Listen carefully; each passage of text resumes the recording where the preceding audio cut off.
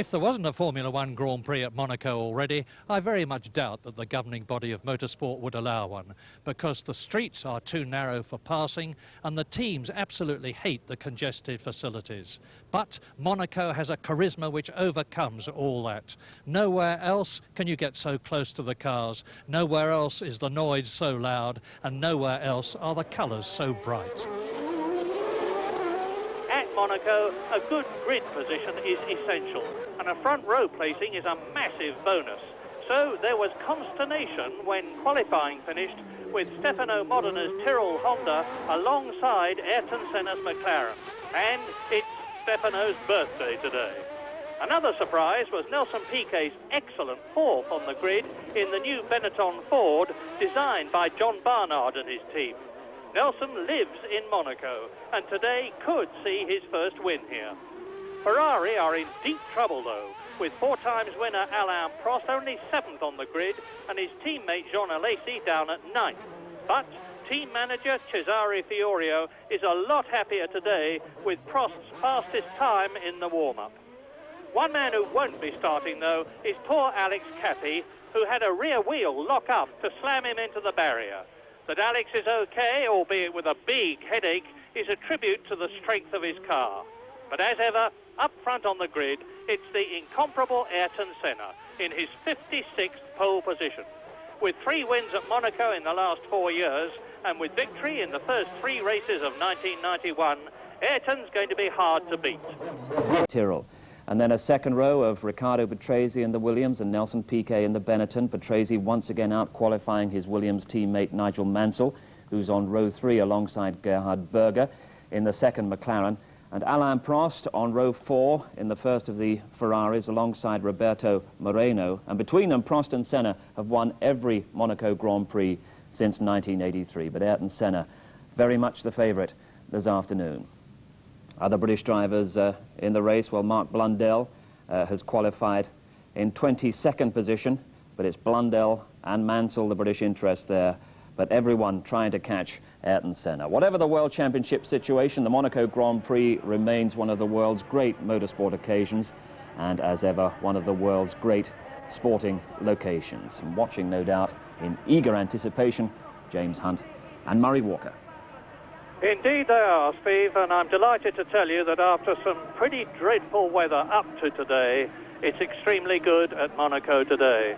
The sun is shining pretty weakly and there's a light breeze blowing, but most importantly, as you travel round the course with the enormously impressive Riccardo Patrese in his Williams Renault, 3rd fastest on the grid, I'm delighted to tell you that the conditions today are as good as the recorded conditions that you can see at the present moment. Patrese has again out-qualified Nigel Mansell. In fact, he's been quicker than Nigel in every session here at Monaco this week, including the warm-up this morning, 3rd fastest with Mansell 4th fastest. But good news for Ferrari fans is that Alain Prost was fastest today. He's only 7th on the grid, but he'll be hoping to make up time. Now, there's 2 notable non-starters here.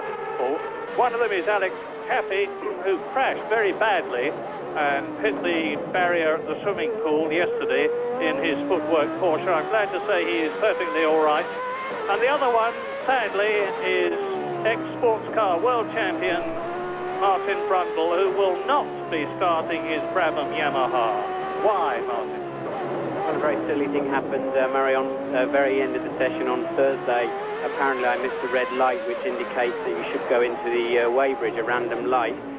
Very bad mistake on my part. There were some mitigating circumstances, not least that they withdrew the flag marshal between the second time that I was stopped and the 3rd time. But at the end of the day, I'm afraid the fees are the police, the judge, the jury and the jailer, and you have no right of appeal, and that's the end of my race weekend. Yeah, I know I'm partisan, Martin, but it seems to me that the punishment does not fit the crime in this instance. Well, it's a pity because I've always gone so well around here, and we're basically here to put on a good show, but that's the rules, and at the end of the day, the buck has to stop with me on that one. Right, now, Ayrton Senna has won the last 3 Grand Prix this year, or rather the first 3 Grand Prix this year. He has won 3 out of the last 4 Monaco Grand Prix. He's in pole position second fastest today. He's got the V12 Honda behind him in the McLaren, the new one, which is turning out to be a superlative motor car. Can you see anybody beating him today? Well, of course, Senna has a habit of winning Grand Prix, particularly street circuits, but Monaco has a habit of turning up surprises because it's so easy to make a mistake here.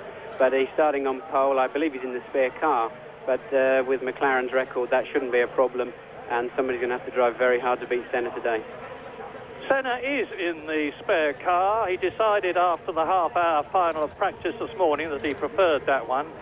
There was a minor problem with his engine in the race car, which has been changed, and if it was any other team than McLaren, it would probably be worrying them. But McLaren are able to ride over all these sort of problems effortlessly, and I don't think it's going to be a problem as far as Ayrton Senna is concerned.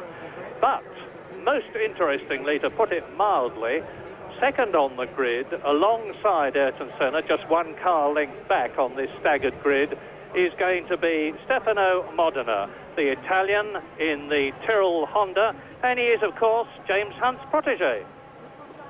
Well, I wouldn't claim that quite that much credit for Stefano Modena, but certainly I had the pleasure of working with him when he was driving in Formula 3000, and so I know him well, and my reaction to some extent to this tremendous effort as we look at the big crash that Alex Cappy had yesterday in the morning untimed session, and you see there that although most of the surroundings of the car have gone, the monocoque itself, the actual tub that he sits in, is pretty much still in its right shape. He's had a bit of a bump, but the monocoque, the chassis of the car has done its job, and here we see a replay of the car. Now it gets on the curb, it goes almost straight on, quite a heavy impact, but not an enormous one for a Grand Prix car. And you see the rear end of the car, rear suspension and everything being torn off with the rear wing gearbox. And that was quite messy. And one of the big dangers in an accident like that, of course, is the debris flying around the driver's head, which is relatively unprotected in the car sticking out like that. But Cappy's all right. That's the rear end of it being pushed away. And so that was the end of Cappy's weekend in the Arrows Porsche. But back to Stefano Modena, no, my reaction was a little bit,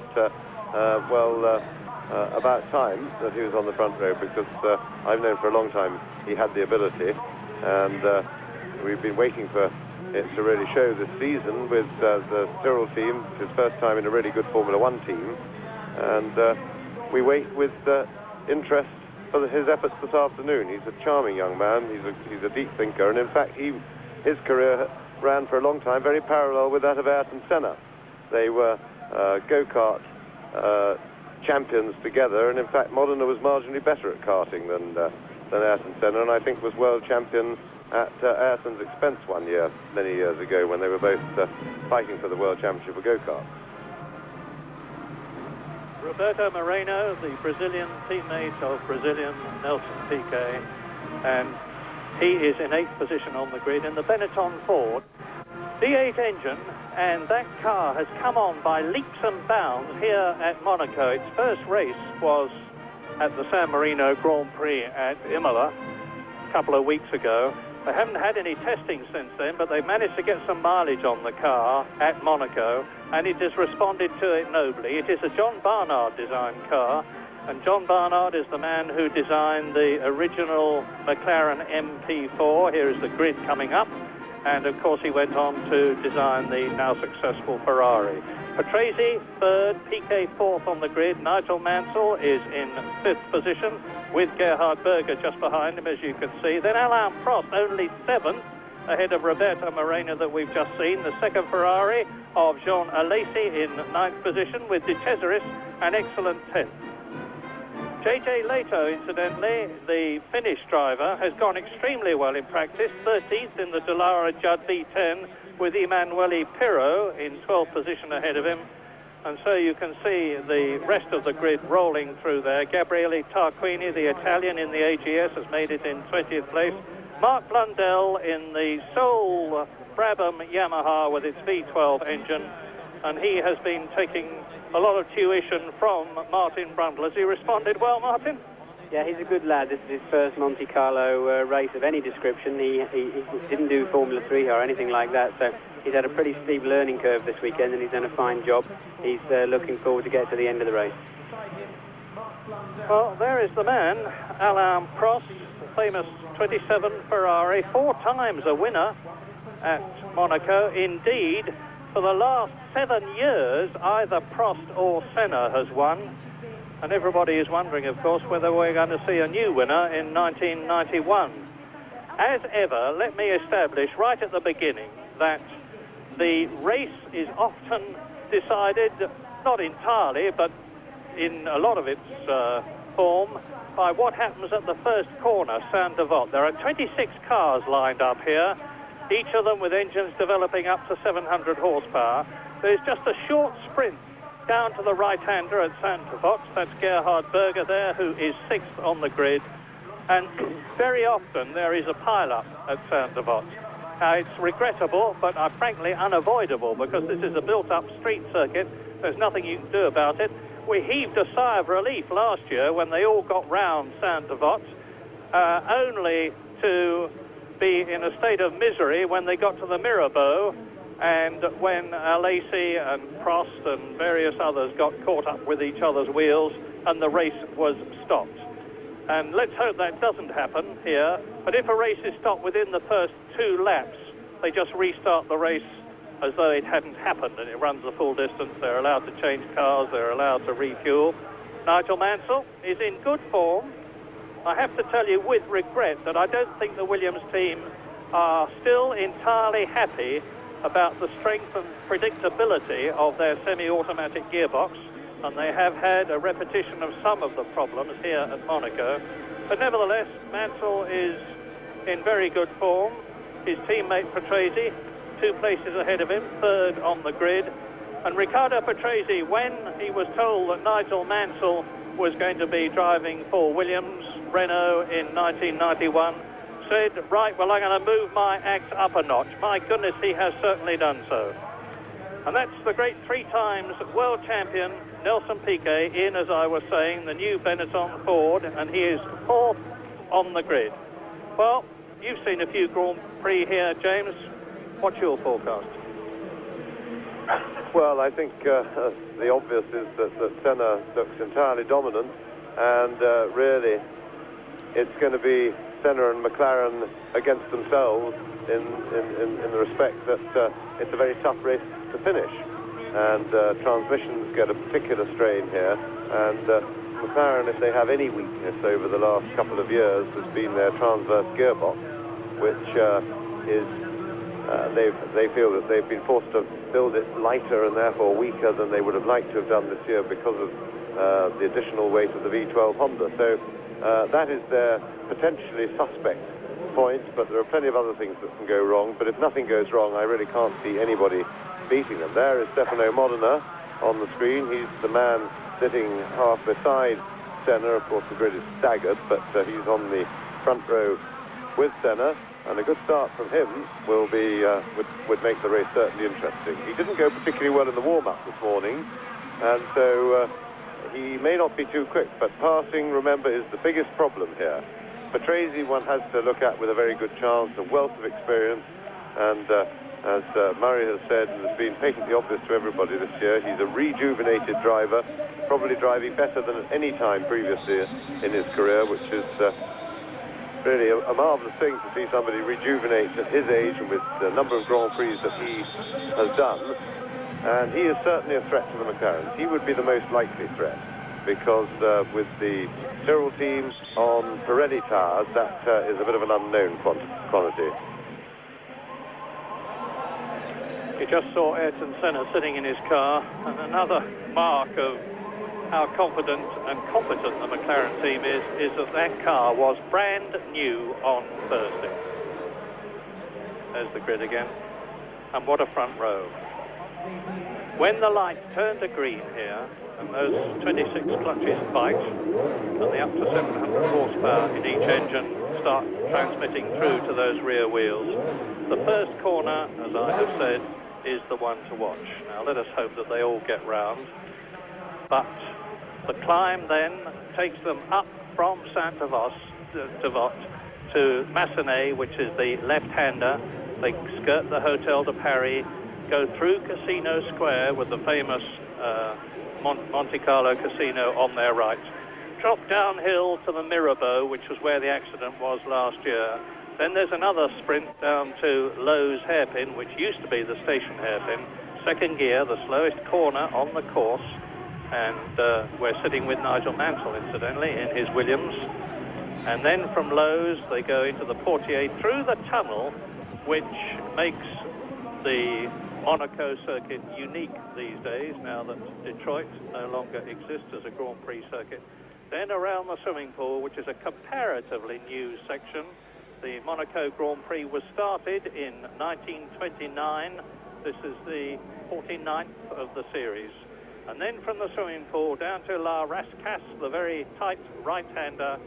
Another right-hander after that, past the old gasworks corner, and then through to the start. Each lap here is 2.1 miles long, and the lap record put up in 1990 by Ayrton Senna, 1 minute 24.468. That's a speed of 88 miles an hour. Now, Senna's pole time this year, there's Prince Rainier in the Royal Box.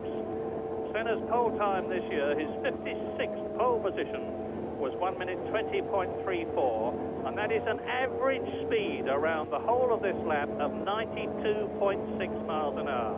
A quite incredible performance. With Mansell, and you're looking at his teammate, Riccardo Patrese's car directly in front of you, and on the left is Stefano Modena, and this is the start of the parade lap for the 1991 Monaco Grand Prix. He'll move away, avoiding the suicidal cameraman who was taking that shot from the middle of the road, and away up the hill to the Casino Square. That's Saint-Devote. We're looking down at the corner. The cars are coming round, and then it's really like most parts of the circuit, no overtaking up the hill, because although it's flat out and it is a straight, the circuit meanders a bit from side to side, and somebody takes the line and you can't squeeze through. So Senna leading them round, Modena following, his first time on the front row for a Tyrrell, and a very long time since the Tyrrell has been on the front row. It was, I understand,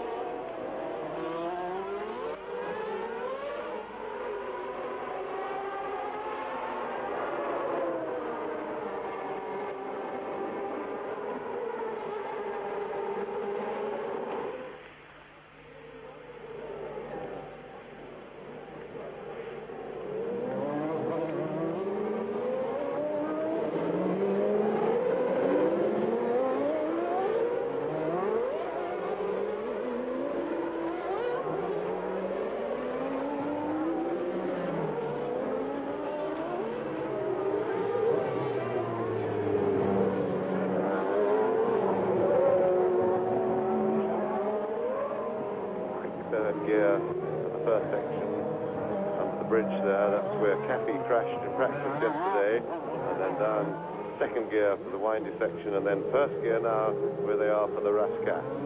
Very tight and twisty circuit, very demanding on the drivers physically, for hard work, for sheer muscle output, to wrestle these cars round the circuit.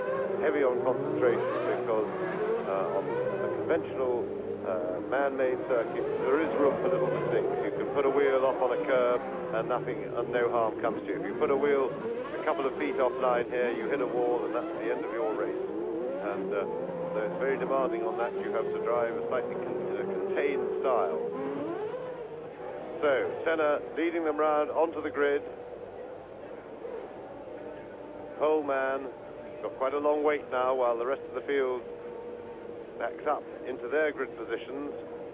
And remember, everybody has to be in position before the starter will throw the red light, and then 4 or 5 seconds later to green.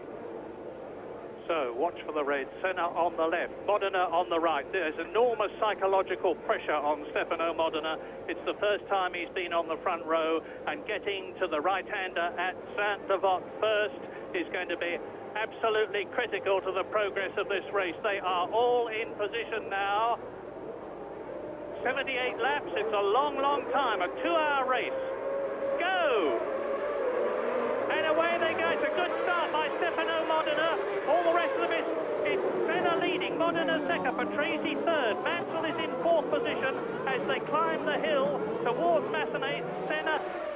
And behind Mansell is Nelson Piquet. Behind Nelson Piquet was one of the Ferraris, I suspect, Alain Prost. And already Gerhard Berger has got a problem. And look, he's got part of the barrier stuck underneath. No, it's part of the front wing has been dropped, caught off and pulled off his car. And off goes Nelson Piquet.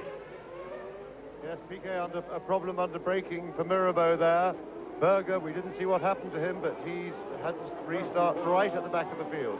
Tremendous start by Stefano Modena, but whatever he did, Ayrton Senna, who didn't get off the line as well, managed to get into Sandebot ahead. And so Senna takes his expected place at the front of the field, but the start is always a lottery, and even Senna would have to work very hard to overtake anybody here. Overtaking is a problem. Mansell going well.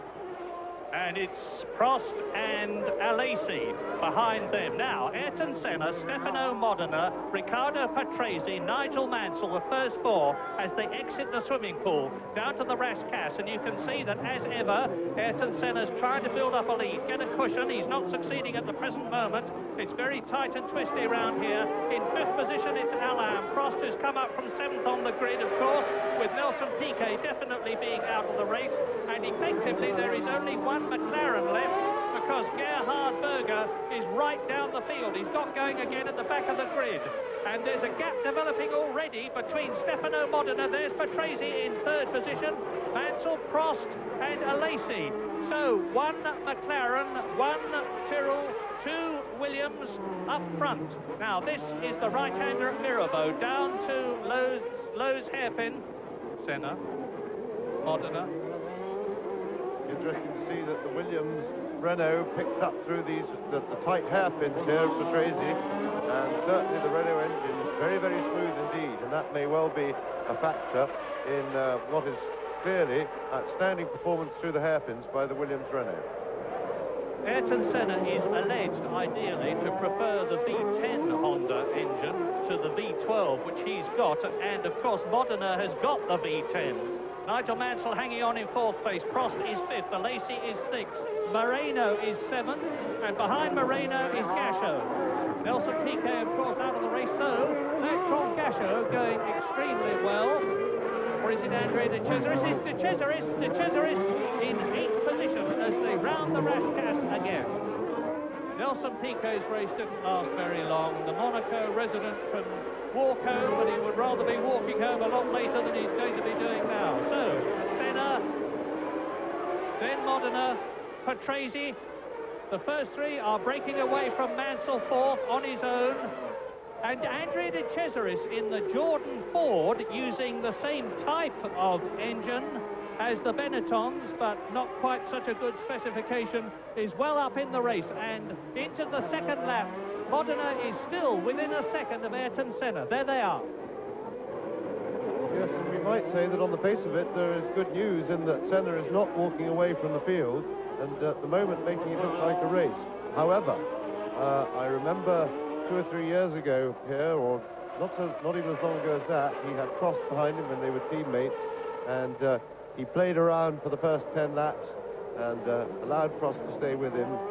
Change his front wing, and now on lap 4 in this long Monaco Grand Prix, Ayrton Senna is 0.8 of a second ahead of Modena. There is Patrese third, Mansell fourth. There's a 2.6 second gap now between Mansell and Prost, who is in fifth position in the Ferrari. You see there as they go bursting through Casino Square down to the Mirabeau. You've got to look quite a long way up the hill to see Alain Prost. Big question, are the gearboxes going to last? Of the first 4 cars at the moment, the one that's probably got the strongest gearbox of the lot is the Tyrrell of Stefano Modena in second place, because we know that Ayrton Senna had problems with his gearbox in Brazil, and we know that the Williams have had trouble with their gearboxes everywhere. Yes, certainly the Tyrrell is the only one that's had no apparent history of gearbox trouble, but then after all, with a new gearbox this year, they haven't had a lot of opportunity for it to go wrong, and Monaco certainly puts a greater strain on the transmission of cars than even Phoenix, which is the only other street circuit on which they've raced. Modena still staying very well with Ayrton Senna. The question is just how much is Senna keeping in hand. I'm sure he's keeping some, but Patrese is having to work to keep up. There's no doubt that Modena is having his pace dictated by Ayrton Senna ahead of him. It's not intelligent to drive closer than Modena is to Senna for two reasons. One is that on a circuit like this where accuracy is absolutely paramount, when you're following another car closer, you can't be accurate. You cannot see the landmarks, etc., and where you're going. Your view is filled by the back of the car and the big rear wing of the car in front. And the other thing is, which of course then puts more strain on you physically. So you need to leave unless you're trying to pass. And Modena's car seemed to understeer. Modena slowed, then he had a problem. I suspect he had a gearbox. He may have just gone in neutral and missed a gear going into the hairpin there. It's a first gear corner out onto the C-front. So mistake for Modena, but he's contained it because he managed just to stay in front of Patrese. Yes, Modena in his 46th Grand Prix, but he's got an enormous amount of experience behind him. It's his birthday today. He's 28 years old. And his experience, as James said earlier on, started years ago in karts, where he was European champion, Asian champion, world champion. And now they are starting to close up a bit as far as second, third and fourth are concerned. Ayrton Senna goes through now to complete the fifth lap, 1.5 seconds in front of Modena, no doubt due to that problem that the Italian had. But Patrese and Mansell are right with the Italian. Prost is fifth, Alesi is sixth. Andrea De Cesaris is almost in the points for Jordan. Yes, what will be interesting now is, following that little mistake by Stefano Modena, is to see whether he can pull away from the Williamses that he held up a little bit courtesy of that mistake, and whether he can close back up to Ayrton Senna. He now has the space to move from leading the Williamses to pull up to Senna. Down through the tunnel, this famous tunnel that makes Monaco so distinctive amongst other things, and they go through that at enormous speed at some 160 miles an hour. There's very good lighting in there now. The contrast between the comparative darkness of the tunnel and the lightness of the outside is not nearly as great, but of course to go through at that sort of speed is a daunting challenge, as is this swimming pool section. That's where Alex Cathy went off in practice. Fortunately, he's okay. And now we're on lap 6 in this 78-lap race with three-time winner Ayrton Senna. And you can see the gap with him in the lead and Stefano Modena there in the Tyrrell Honda. So it's a McLaren Honda leading, V12 engine. Tyrrell Honda second with sparks striking off the skid plates underneath it. With the V10 engine of Stefano Modena, it's still the V10 Renault-powered Williams of Riccardo Patrese and Nigel Mansell, third and fourth. Prost is fifth, Alesi is sixth, they're the two Ferraris. Seventh is De Cesaris, eighth is Roberto Moreno in the only Benetton left running now. Ninth is JJ Leto in the Dallara with his Judd V10 engine. 10th is Satoru Nakajima Tyrrell. 11th is Pirro in the second Dallara. And in 12th position is Pierluigi Martini in the Minardi Ferrari.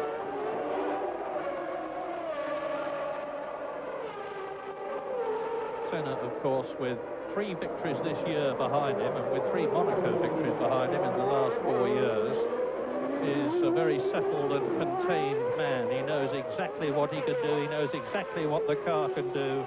He's backed up by what is probably the best administered and organised team in the business, McLaren, and it all shows at a place like this. But in the end analysis, it's going to be who finishes that matters. Last year, if you finished in the top 3, you were one of the only 3 who had gone the race distance, because Monaco is a famous car breaker. And it looks to me now as though the Ferrari of Alain Prost in 5th position is definitely closing. Yes, indeed it is. There is Prost. 4 times a winner, and he's closing up on Nigel Mansell that we are riding with now, up the hill into the Massenet and Casino Square. Yes, Mansell for a while held fast his lap, but he caught teammate Patrese, and this could be a little problem for him if he wants to get past Patrese, because he's now getting attention from Alain Prost behind. In the meantime, Modena in second place, as after that little mistake he made, they seemed to arrive at that corner with a box full of neutrals, and he has pulled away a little bit from the Williams Renaults, but Senna in the meantime is pulling away at front. Modena now just over 2 seconds behind Senna, and 1.5 seconds clear of Patrese. So it's all marginal stuff, but Modena seems to be able to pull away just from the Williams Renaults. That legend on the right indicates that number 1 Ayrton Senna in the McLaren is in the lead. 4 Stefano Modena in the Tyrrell Honda is in second place. It did not show that Andrea De Cesaris, the Italian, the man who's driven in more Grand Prix than anybody else without winning one, is in 7th place in the Jordan Ford. And Andrea seems to be a new man this year. My goodness, that marshal needs his brains testing. He was nearly collected by Ayrton Senna there. And I don't know whether the Brazilian had to back off or not, but that's a very, very lucky marshal indeed. Senna then through Casino Square. Look at the gap visually as he drops down the hill. That corner that you were just looking up the hill there at is, in my opinion, the most exciting one in Grand Prix racing to stand and watch, if you're lucky enough to have the right sort of pass. And there's Senna, Modena, Patrese, Mansell, Prost. They're the first 5. That's Alesi in 6th position, closely challenged by Andrea De Cesaris in 7th place. 7 seconds behind De Cesaris is Moreno 8th. Leto is 9th still, Nakajima 10th, Pirro in 11th position, and Pierluigi Martini is still 12th. Down to the new chicane, Alain Prost. Ferrari's problem, unlike that of McLaren, is that they have a lot of internal warfare, and it has been showing up this season. But Prost is definitely the steadying influence. He knows how things should be done because he has seen it from very close observation when he was with the McLaren team, and he is gradually tutoring the Italians to do it the right way. But the car is an excellent one. You can see that Prost now, with all his experience in particular at pacing himself in a race, is starting to close. Williams, Ferrari, Patrese, Mansell, Prost. Alesi in the background, taking things steadily, still in 6th place. And Senna is pulling away from Modena just a tiny bit, but Modena in the meantime is pulling away from Patrese in 3rd place. And by pure uninteresting coincidence, Modena is 2.364 seconds, or he was as they crossed the line then behind Senna, and he's oddly enough 2.364 seconds ahead of Patrese. Yes, thank you, Fish. So, out of the race already, Gerhard Berger, well, out of the race effectively. He may be back in it with a new wing, but I don't think he's going to be much of a problem as far as the rest of the entry is concerned. Nelson Piquet definitely out of the race. Ivan Capelli in the Leighton house, and they're having a dreadful season, has been into the pits. And you're looking now at Jean Alesi, the Sicilian, in his 1st year with Ferrari, his 4th race with Ferrari, and behind the distinctive green livery of the Jordan Ford. It's a brand new team this year, founded by Eddie Jordan, the irrepressible Irishman who made his name as a driver originally in Formula Ford and Formula 3, and then of course brought on John Alesi as the European Formula 3000 champion in Eddie Jordan's team, and now Eddie has got an outfit of his own. And look how well Andrea De Cesaris' 7th position is going. But of course the problem here is, even if you can get up to Alesi's Ferrari, getting past at Monaco. Yes, passing at Monaco really requires a mistake, or certainly the cooperation of the driver in front, other than out-and-out bravery. And if the driver in front wants to actively not cooperate, then he uses his head.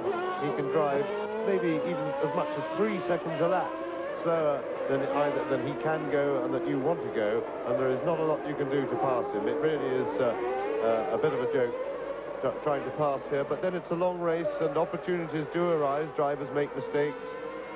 Cars have little mechanical dramas that allow paces to change, but the problem is if you get stuck in the traffic, it can take you a very long time, like a whole race, to get out of the rut in which you are if you're trying to pass several cars. So this is Riccardo Patrese. Exiting the Rascasse into the so-called finishing straight, which is anything but, up to the line with Nigel Mansell behind him and with Stefano Modena in front of him.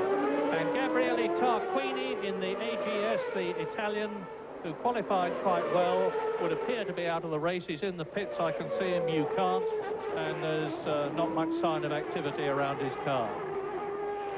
Yes, between the two Ferraris, Alain Prost is continuing to show the young pupil Jean Alesi the way things are done, because Alesi was pretty sensational in the Tyrrell here when he drove for the Tyrrell team, and Prost has in fact, even now, Alesi's got a clear track in front of him. He's chasing Prost, and Prost is pulling away from him. Prost within 1.2 seconds of Nigel Mansell now. There is the Williams. Now look for the Scarlet Ferrari, which is in 5th position. Alain Prost. Then, because of this no overtaking situation, you see Patrese is leading the group, but both Mansell and Prost, one gets the feeling, could go a bit faster and would like to get past him, but being in front is vital in Monaco. You hold pretty well all the cards if you're in the lead. lap 13, long way to go. Prost. Massenet, Casino Square. Mansell in front of him. There's Patrese, 3rd.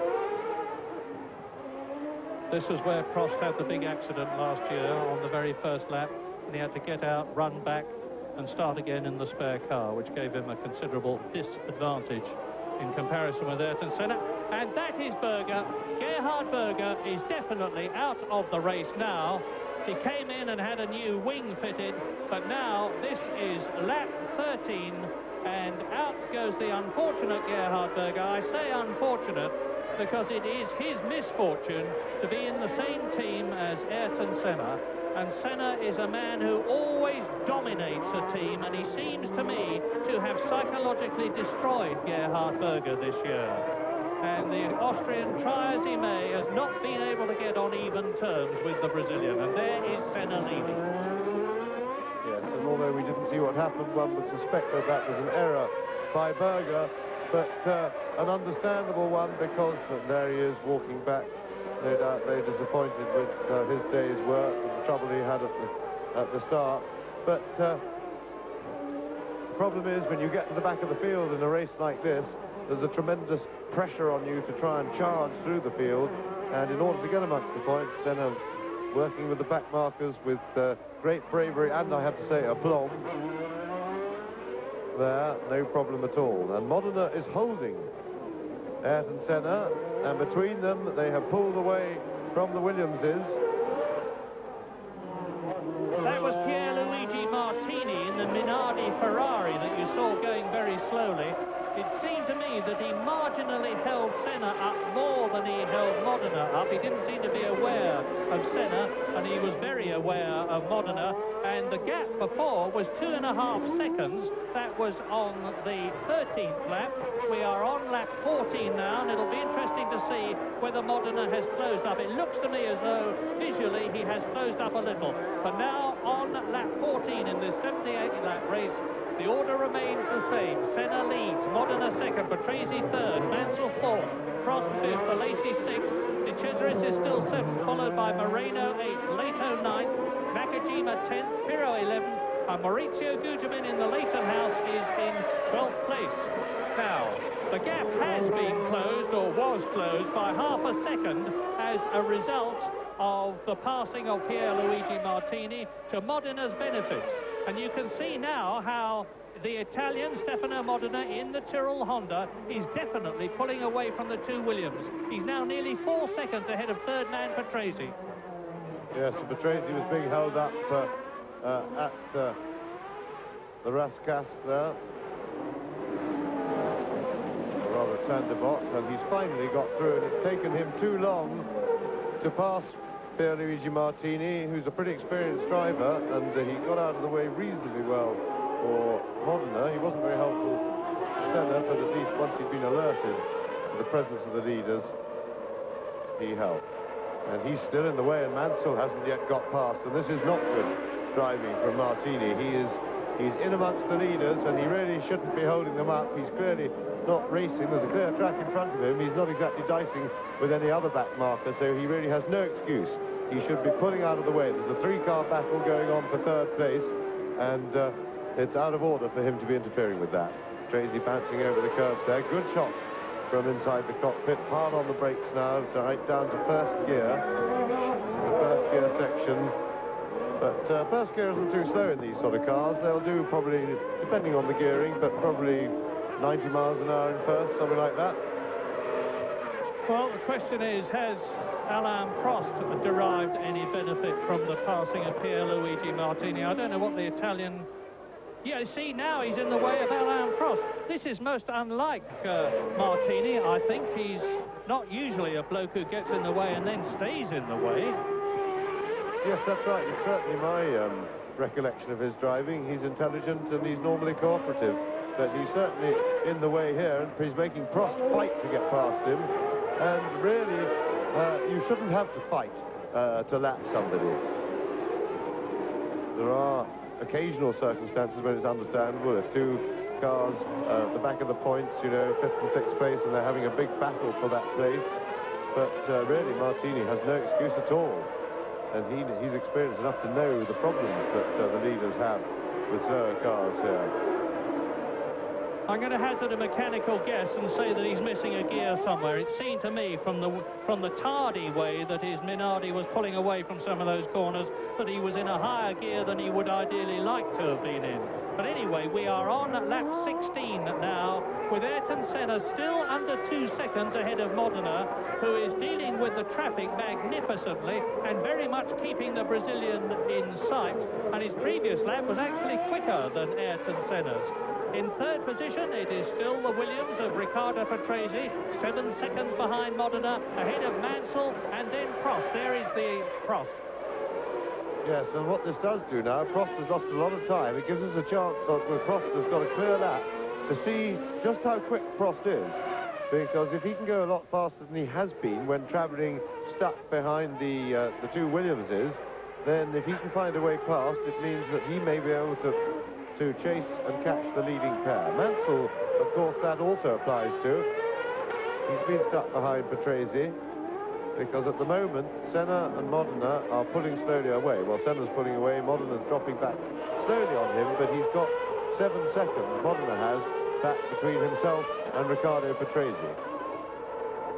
And for once I'm going to say I wish we could look back down the field a bit, because there's an absolutely superb scrap going on between Alain Prost's teammate John Alesi in the second Ferrari. Well, we're seeing it now. There it is going into the new chicane, and Andrea De Cesaris, both of whom have got past Pierluigi Martini. And De Cesaris, the Italian, is right up with the Ferrari. He's in 7th place. The Jordan has yet to finish in the points. It so very nearly did so at Phoenix and Brazil and San Marino. Maybe it'll do so here. Look. Yes, let's hope the director stays with this battle, because it's potentially volatile. Alesi is a hard, ambitious young man, and not known for giving way and making things easy. De Cesaris is a charger himself, and it looks as if De Cesaris is lining up to have a go. One of the obvious places is down the hill now after they exit the Casino Square to try and outbrake another car into the Mirabeau, but he's not close enough this time. That's into the Mirabeau corner. And certainly the Jordan team are really making a good impression in Grand Prix racing. They already a beautifully turned out team. The car looks extremely smart and functional. It looks quick. It is quick. And they have arrived with a real bang. it's an embarrassment for a Ferrari, with all their experience and everything, to have a brand new team on a limited budget saying, well, frankly, being held up by a Ferrari. And they're probably well happy that it's here, where it's that much more difficult than usual for the junior to get past. But the only thing that isn't Irish about the Jordan team are the two drivers, because Eddie Jordan, of course, very much an Irishman. Gary Anderson, who designed it, is Irish. Some of the money for the team has come from Ireland itself, and they're doing jolly well. And we are now in lap 19, on lap 19, and Pierluigi Martini is still, by the standards of the people in front of him, bumbling around the circuit. He is well down, and it's still Senna who has extended his lead a little. He's just gone round 0.3 of a second faster than Modena. But I must say, I'm full of admiration for Modena, and now the Ferrari and the Jordan are catching Michele Alboreto in the sole footwork Porsche. That's the new Alan Jenkins design car, the twin of which was crashed by Cappy yesterday. The Cesaris took a little bit of a risk there, because I wasn't sure whether Alboreto had seen him, but it enabled him to stick right with the Ferrari. He did what you can very often do, and that is when a backmarker makes room. If you stick right on the gearbox of the car that he's made room for, you can follow through in the same hole. And that's really what Andrea did there. Interesting technical battle here, because it's a V12 engine Ferrari and a V8 Ford-powered Jordan. And there were a lot of people at the beginning of the season who said that a V8 had got no useful life left in it. Well, De Cesaris is certainly proving them wrong. And now we are riding with the Benetton Ford of Roberto Moreno, the Brazilian, exiting the swimming pool. That's the Rascasse restaurant on the right, and Moreno at the wheel. Well, at the moment, we have pretty much a two-horse race between Senna setting the pace and Modena clinging on. And that is how it looks to me, looking at the lap times. While Modena's lap times have been very consistent, Senna's have been up and down a little bit, but he does seem able to put in quicker laps than Modena whenever he wants to. And that suggests to me that he is driving, as I said before, in my opinion, with a fair bit in hand. There are no extra points for winning the race by a mile.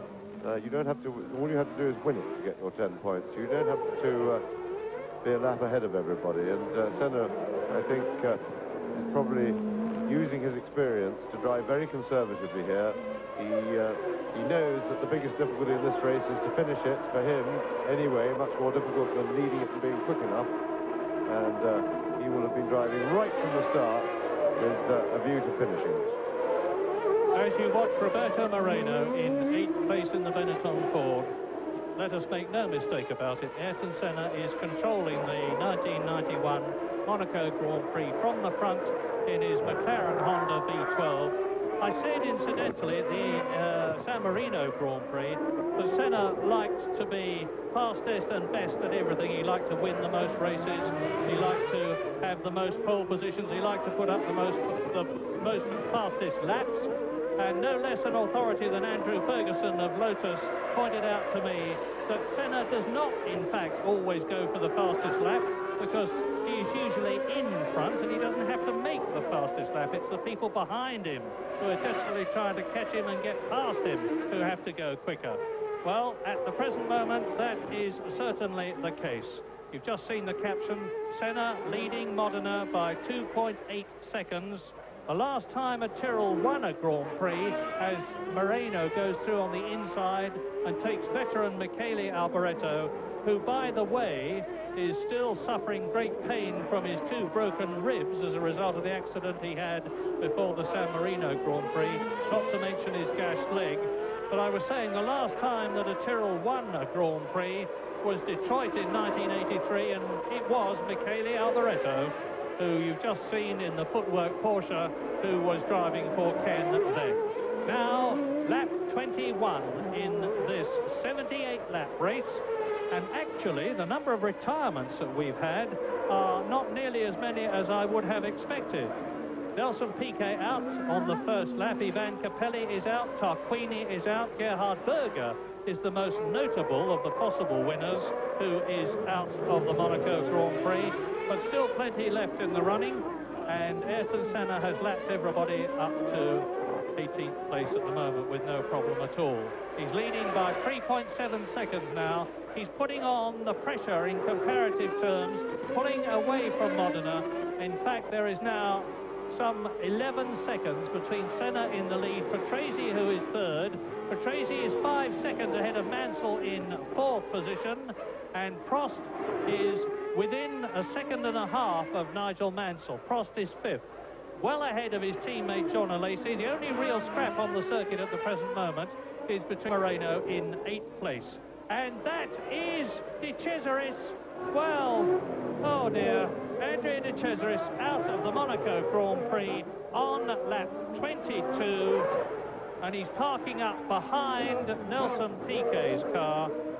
Obviously, I don't know what the problem is, but it's taking the pressure off Alesi as Senna now comes up to lap the Lola Ford. I can't see whether it's Bernard or Suzuki at the present moment. It's Suzuki, the Japanese driver, who moves over and lets Senna through on the entrance to the Mirabeau, dropping now down to Lowe's hairpin on lap 23. Yes, and now Senna's well and truly getting amongst the traffic. It'll be interesting to see just how well Stefano Modena can cope with the traffic, because, of course, he should, in theory, have a slight advantage over Senna when getting amongst the traffic, because Senna, being the leader of the race, alerts those back markers that the leaders have reached them and are coming through, and so second place man, at least they should be a little bit more aware of his approach. Senna coming up to lap Gianni Morbidelli, the Italian in the Minardi Ferrari. It's only his 6th Grand Prix. He knows his manners and moves over and lets Ayrton Senna through. And there's a big battle developing now, which hopefully we'll be able to see, because whilst Alesi was being challenged by Andrea De Cesaris, only for De Cesaris to drop out, Alain Prost is now right with Nigel Mansell in 4th position as Ayrton Senna goes through to start his 24th lap, 3.3 seconds ahead of Stefano Modena, who was lapping the previous lap marginally quicker than Senna. But Senna knows exactly what the score is. He's matching Modena's lap time all the way round, maintaining a cushion in front of the Tyrrell Honda. Ayrton Senna very close to his apartment now. The next corner, but one after this right-hander, is where he retired so dramatically in 1988 and disappeared, walked back to his flat, shut himself away and disappeared until the next day. Doesn't look as though that's likely to happen today, because Senna is very much in control of everything. Now that's Stefano Modena coming out to Morbidelli. You saw how Senna dealt with the Minardi Ferrari. And by the way, the V12 Ferrari engine in that Minardi is not to the same specification as the ones in the Works Ferrari cars, and they've been, frankly, a disappointment. Modena goes through. Well, Morbidelli's using his mirrors well. 3.3 seconds on lap 23 was the gap. Both Senna and Modena passed Morbidelli. Senna is now on his 25th lap, and the gap has gone up to 4.8 seconds. Another example of how well Senna deals with the traffic. Yes, and Morbidelli wasn't as helpful to Modena as he had been to Senna, but part of that is, of course, because Senna, they're so used to seeing Senna going a lot quicker than a lot of these drivers, to a certain extent, psyched by him, and they see him coming and they jump out of the way. And that is, a lot of that is to do with Senna, because he doesn't hang around and they don't get out of the way. He tends to come past pretty forcefully, and that discourages them from it.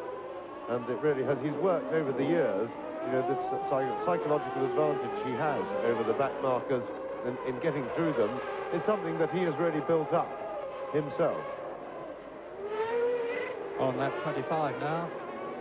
Well, it looks as though at the present moment, unless something happens to Senna when he's passing the driver, and it wouldn't be the first time that had happened, or if something happens to the McLaren, which is always very unlikely, he's on his way to yet another Grand Prix victory, which would be his 30th in his incredible career. Now, there are the two Lola Fords. That's Mark Blundell being caught by Riccardo Patrese, who is third.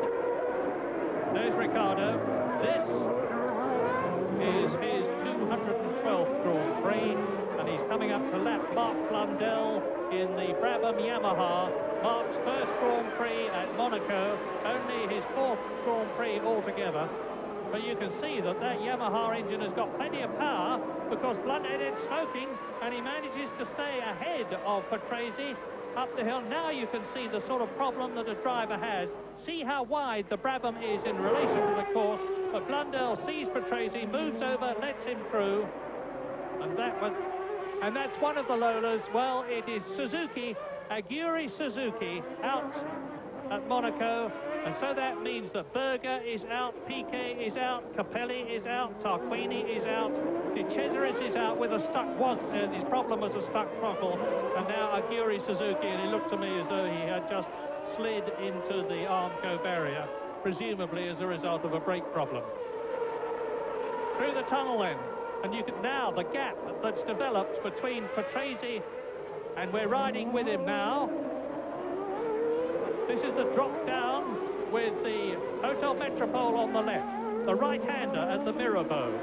Looking at it from Patrese's point of view as he comes down to Lowe's hairpin, about 40 miles an hour, into the right-hander before the Portier. This is it.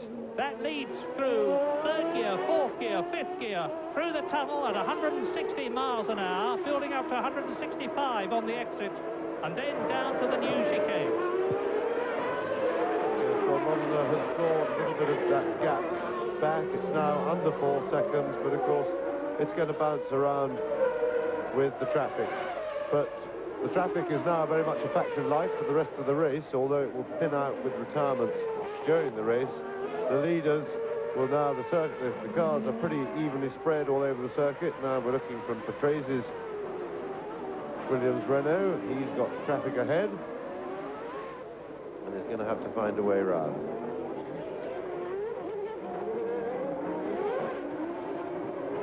So Patrese is now pretty much on his own. He's some 10 seconds behind Modena, but he's pulled away an 8-second gap on Nigel Mansell.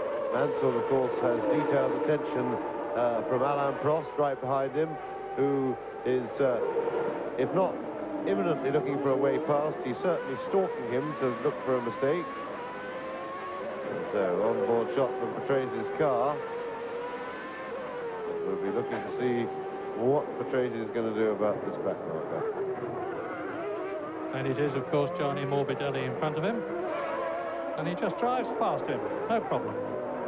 And whenever I'm stopped by people in Britain and asked a question about motor racing, it's always, is Nigel going to do it this year? Well, I sadly have to say that on form at the present moment, it looks sadly as though Nigel Mansell is not going to do it this year. With 3 retirements in the first 3 races at Phoenix, Arizona, Brazil, San Marino, at Imola. He's only in 4th position at the moment, 8 seconds behind his teammate Riccardo Patrese, and as James has said, only marginally ahead of Alain Prost. Indeed, I wish we could have a look at it, because we're concentrating on looking at the evergreen Riccardo Patrese driving round on his own now, in 3rd position, 11 seconds behind Stefano Modena. And for my money, the man of the race at the moment is Stefano Modena. You expect Ayrton Senna to do what he is doing, to take pole position and to lead the race. That is standard form these days. Perhaps we don't pay enough attention to the Brazilian, but he does make it look so very easy. But Stefano Modena is driving an absolutely magnificent race. To start from 2nd on the grid, alongside Senna, to get away and go through Saint-Devote, to hold that 2nd place, and still only to be 4 seconds or so behind in 2nd place, but ahead of everybody else, is a very considerable achievement for him. The highest he's finished ever was in 3rd place at Monaco when he drove for Brabham. So this is a circuit that he likes and that he's very good at, and Patrese 29th lap, and he's leading by 6.8 seconds And this is very significant indeed. His previous lap was nearly 3 seconds faster than Modena because the Italian, Stefano Modena, was being held up by traffic. Ayrton Senna had got and has got a clear track in front of him. Patrese still third, 8.5 seconds behind Modena, 9 seconds ahead of Mansell, who is 1 second ahead of Prost in 5th place. John Alesi in the second Ferrari is in 6th position. And if there has been an inquest at Maranello, the Ferrari headquarters, about the performance of the Prost and Alesi cars, and drivers for that matter, at the first 3 races of the year, I would expect it to be intensified after Monaco if they don't do better here than they are doing now, because this is the 4th race in the 16-race season, 25% of the way through it, and whilst Ferrari are in 2nd place in the Constructors' Championship with such tremendous success, to have no problem in producing a 3.5-litre normally aspirated engine for Grand Prix racing, but it has been a sad disappointment. And we are now on lap 30. And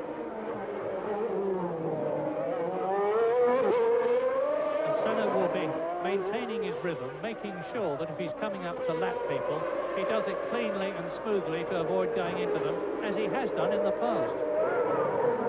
Yes, but he's an older and wiser man now. He's very experienced, and of course he has the luxury of being able to dictate this race very much as he wants. So he can judge the way he arrives at back markers upon which part of the circuit he gets close to them to make his bid. And certainly this is a race in which he has, at the moment, with the car running well, total control. Reason that it wasn't shown. Nigel Mansell in 5th position now, dropping back. He's obviously got a problem. John Alesi, you can see the gap there between him and Nigel Mansell, is in 6th position. Roberto Moreno in the Sol Benetton Ford is 7th. J.J. Leto, who finished 3rd at San Marino, having had to pre-qualify, a brilliant achievement, is well up the field at the present moment there. And the Finnish driver is definitely a man to watch. Senna, lap 32, 8.6 seconds. He's now consistently lapping faster than Modena. And Riccardo Patrese is 9 seconds behind the Williams. And it's significant, of course, that the Honda technicians here, who look after respectively the V10 and the V12 engines of the Tyrrells and the McLarens, are in competition with each other, and they're in 1st and 2nd places, with Senna in the McLaren, Modena in the Tyrrell, both of them showing the way to the Williams Renaults of Patrese and Mansell, 3rd and 5th, the V12 Ferrari of Alain Prost in 4th position, and the V12 Ferrari of Jean Alesi in 6th place, Roberto Moreno in 7th position. Well, Mansell lost some 4 seconds to Alain Prost on his first lap behind him, but whether that's because we haven't been able to see him, but whether that's because he was in trouble or whether it's because there's a back marker in the way, we will have to just wait and see. I told you that Moreno was in 7th position, J.J. Leto is 8th, Nakajima is in 9th position, and that is Alain Prost that you see going round the swimming pool section. And he's up to Gianni Morbidelli, the man that we have seen lapped by Senna and by Modena and by Patrese. And Prost goes through now.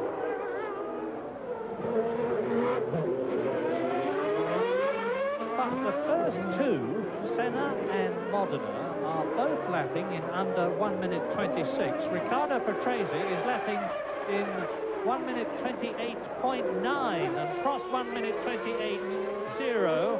So Alain Prost, 12 seconds behind Riccardo Patrese, is cutting into the Italians' lead. That is Alain Prost in 4th place, and he's the interest in the race at the present moment.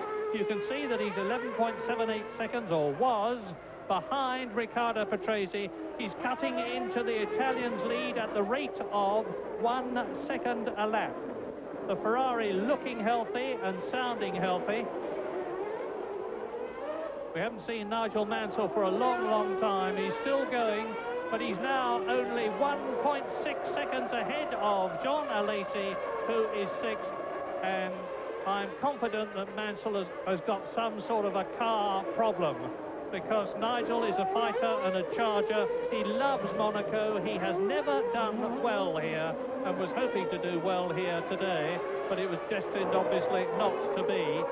And there was the time, I remember, when he was leading in the Lotus in the rain, only to go off into the barrier. And it's now Ayrton Senna is stamping his authority on the race. He's now nearly 10 seconds ahead of Stefano Modena, with Riccardo Patrese 13 seconds behind the Tyrrell, as there is Alboreto Gugelmin, one of the Ligiers, and Bertrand Gachot is still running in 13th position in the second Jordan Ford, his teammate, of course, and that is Gachot on the inside, trying to take Thierry Boutsen in the Ligier Lamborghini, the blue car, who is 12th. So you're looking at the 10th, 11th, the 11th, 12th, 13th and 14th drivers now. There's Alboreto, Gugelmin, Boutsen and Gachot. No problem up front for Ayrton Senna. Lap 34. We're getting on towards the half-distance point as Gachot goes through, Gugelmin goes through, takes Alboreto, who of course is a lap down. And that's Prost. Now Prost is getting in amongst the traffic here. Prost then in 4th place. Watch him lap these men, past Gachot.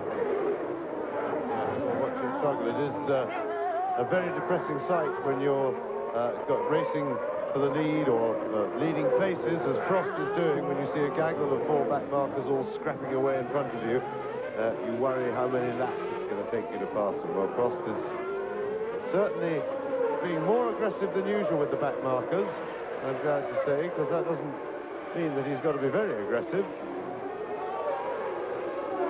But he is at least being firm and showing him he means business. And a new fastest lap for Riccardo. Fuel load on, and the fuel, of course, is heavy. And that is Riccardo Patrese that you're looking at now. Second in Brazil.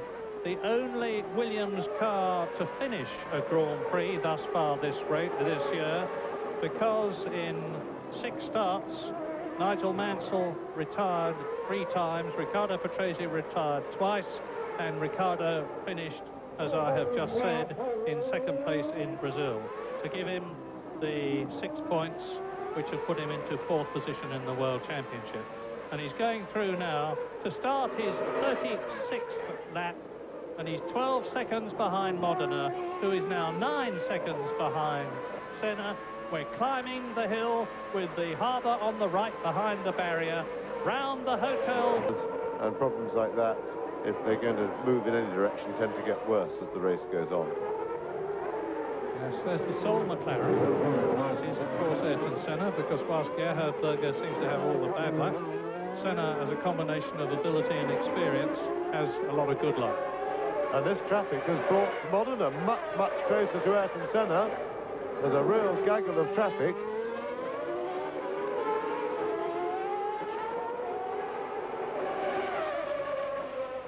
Oh, there was a Tyrrell in there, unless that was Nakajima being lapped.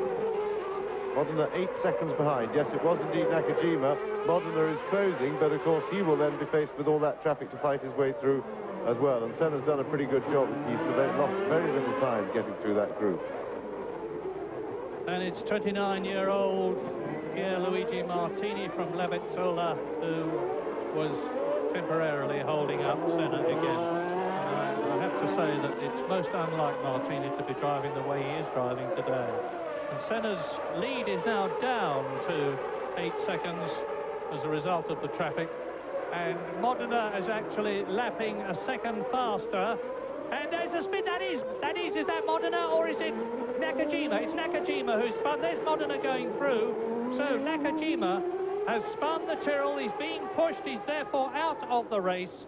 Nakajima in the Tyrrell Honda, out of the Monaco Grand Prix, having spun it, and he will be disgusted. Here's a replay. Senna goes through, and Nakajima gets it all crossed up, trying to get through on the inside, and take Martini as over the curb goes Emanuele Pirro in the Dallara Judd V10. Ayrton Senna is now on his 38th lap. We're waiting for Modena to go through. I'll tell you how it's affected the Brazilians' lead, and I bet it's beneficial. It is, but not by all that much. 8.5 seconds now. So Stefano Modena, who had to jink round the side of his teammate Satoru Nakajima, has lost half a second to Senna. This is lap 38.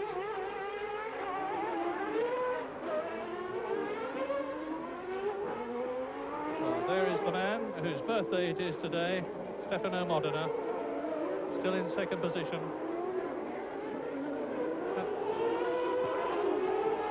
Yes, and important moment for Modena. Let's see if he can get through past these back markers quickly, because Riccardo Patrese, of course, has closed up. Naturally, there is Nakajima just taking his helmet off, and that really was a mistake on his own. There was a bit of a kerfuffle going on in front, but he had space to avoid it. And that really just underlines how terminal it is here. With one little slip, it's all over. Now, Modena.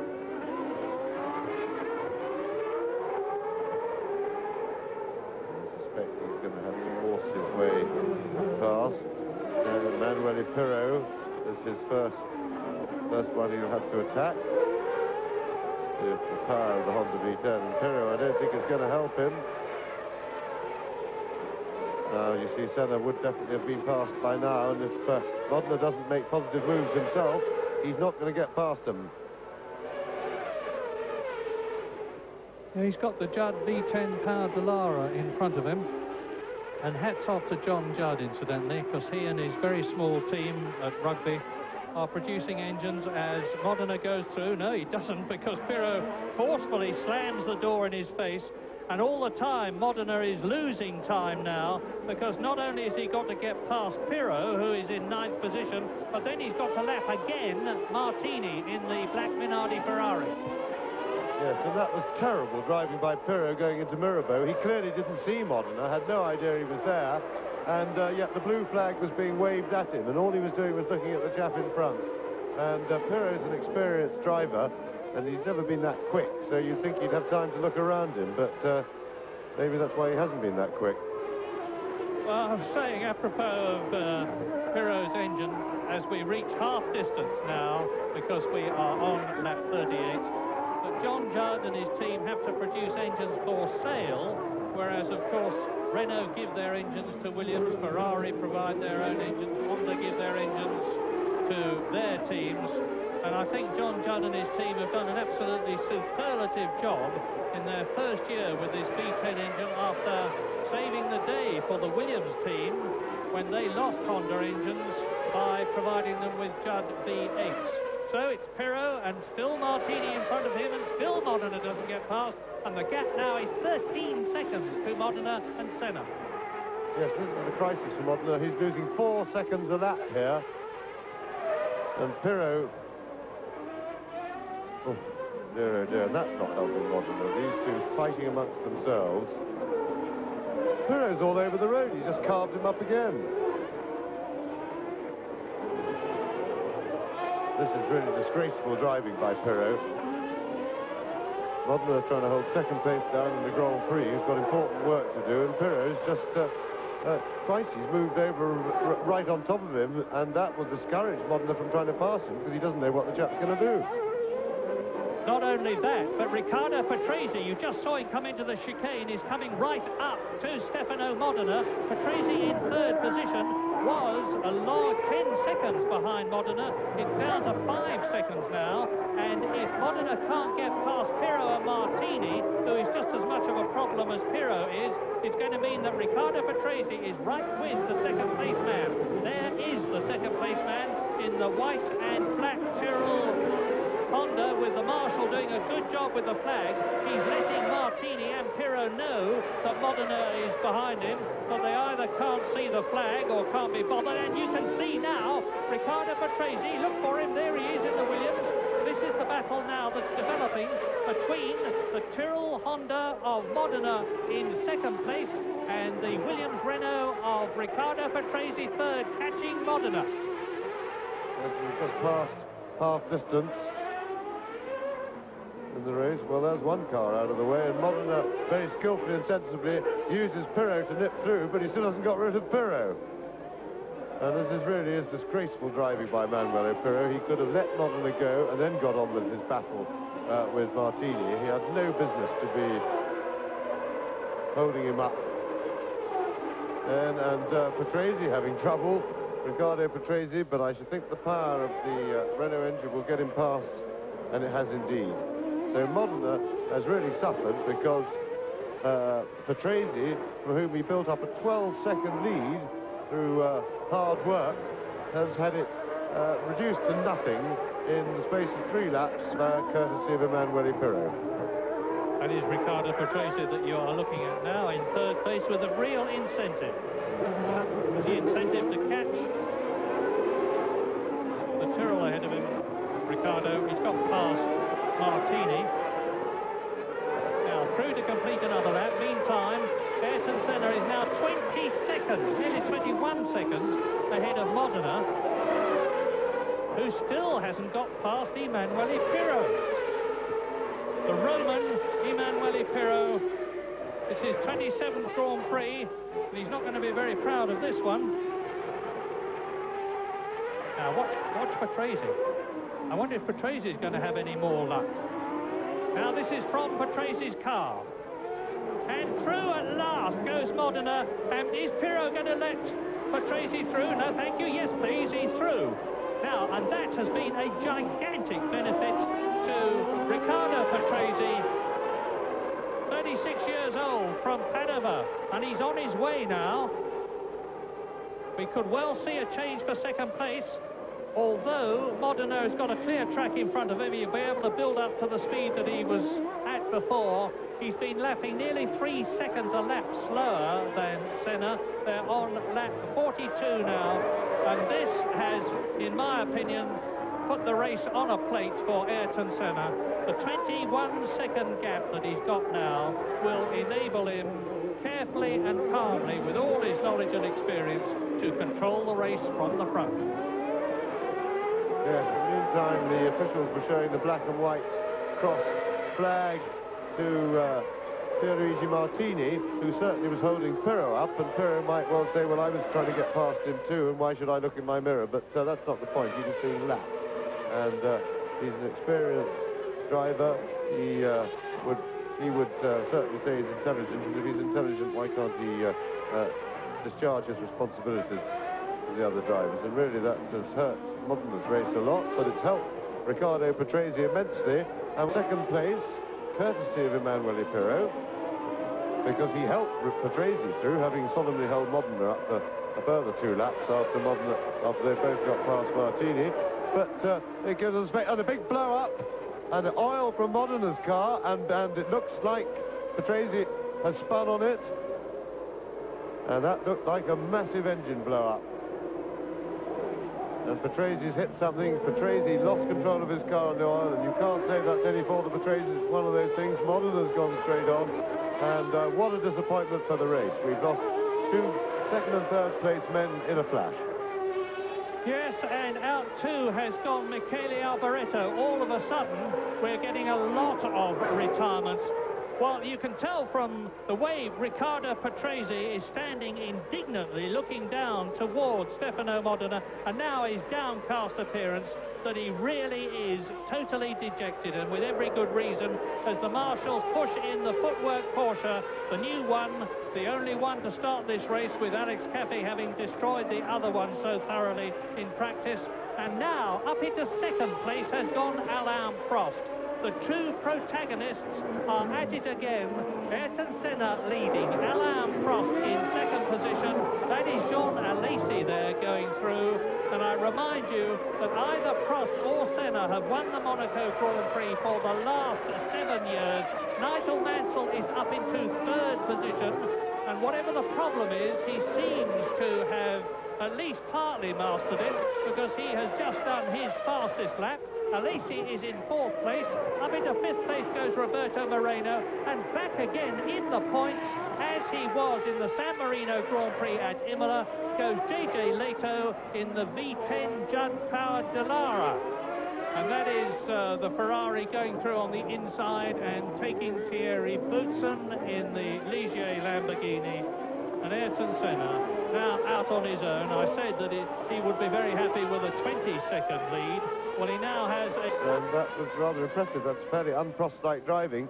And Martini has been given the warning flag for bad driving and not paying attention to his mirrors. And I would have thought that he must be facing disqualification if he continues to be unhelpful. That's Michele Alboreto walking back, and we saw his footwork arrows parked beside the track, possibly something to do with the Modena blow-up, because he seemed to park it there in the same incident, or maybe he was avoiding Patrese's resultant spin. And here are the first 20 then, while you watch Prost exiting the tunnel. It's Senna leading Prost by 40 seconds. Mansell is 15 seconds behind Prost. Alesi is 5 seconds behind Mansell in 4th place. Then it's Roberto Moreno in 5th place. Leto 6th, Pirro 7th, Gugelmin 8th. Thierry Boutsen is in 9th place, a lap down. Bertrand Gachot is 10th, Morbidelli is 11th, Bernard is 12th. Hakkinen in the Lotus is 13th, 1 lap down. Modena in 14th position, of course, now is out of the race. So effectively there are only 13 cars competing on this, the 46th lap, and I would bet big money that there's going to be several more coming out of the Monaco Grand Prix. Only 3 went the distance last year. Now, Senna is lapping at the moment 2.5 seconds faster than Prost, but that was when Prost was still fighting his way through the traffic. There he is, on his way. This is the man who has won more Grand Prix than anybody else in the history of Grand Prix racing. A magnificent 44 victories, and that is Maurizio Gugelmin out in the Leighton house. Yet another retirement for him, because Maurizio this year has only finished once, San Marino. Senna. An utterly commanding performance. And if Senna wins this one, another 10 points, 40 points out of the 40 that were possible, it is going to make him virtually impossible to catch in the World Championship, let alone beat.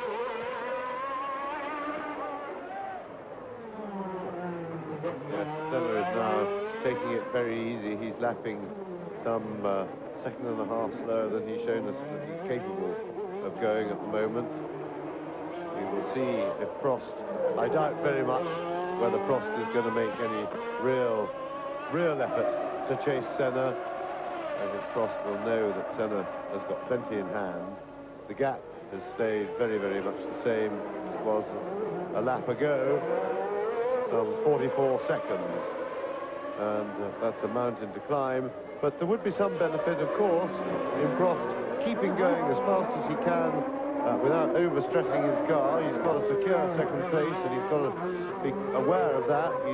But he's 10.5 seconds in front of Mansell, who's in 3rd.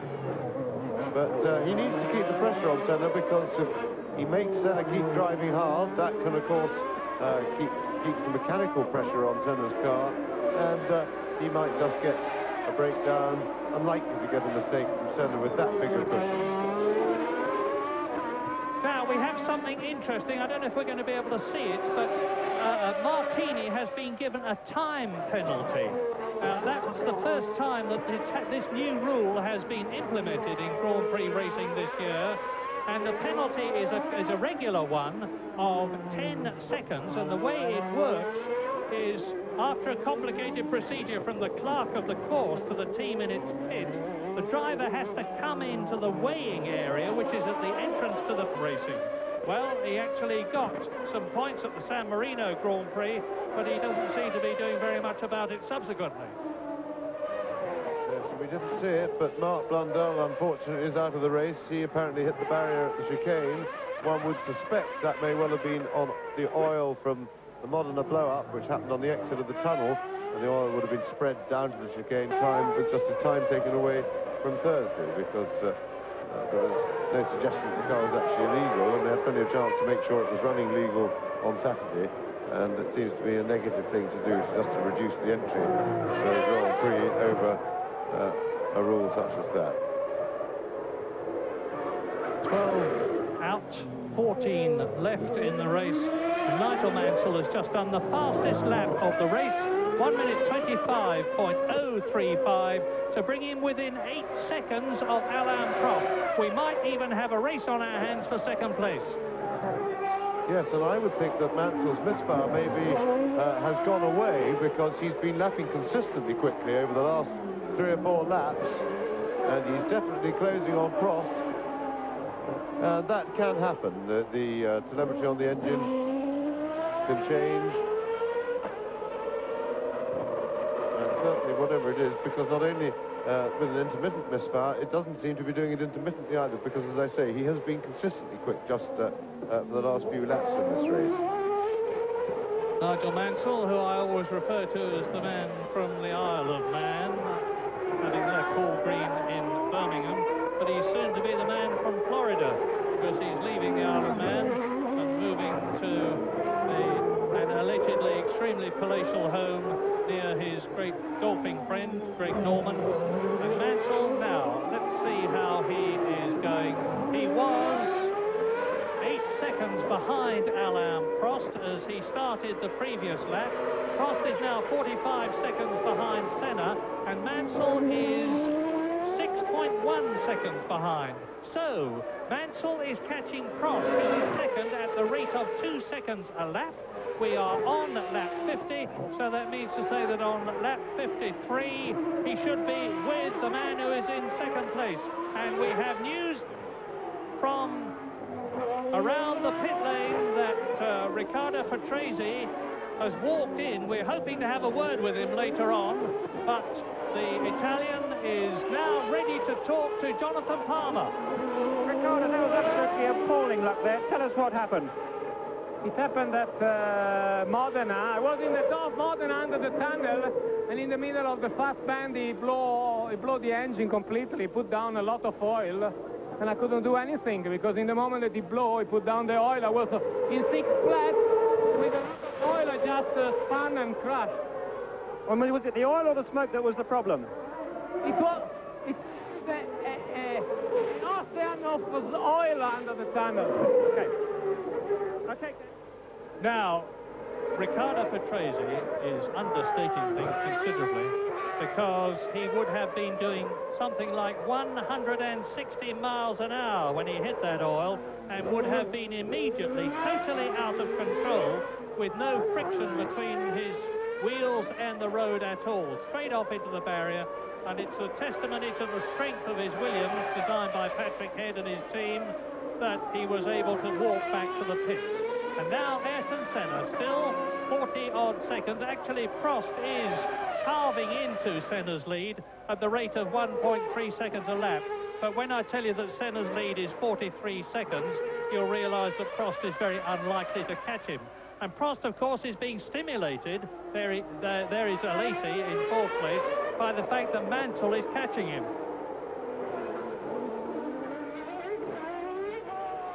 John Alesi, not the best buy that Ferrari have made, in the opinion of a lot of people.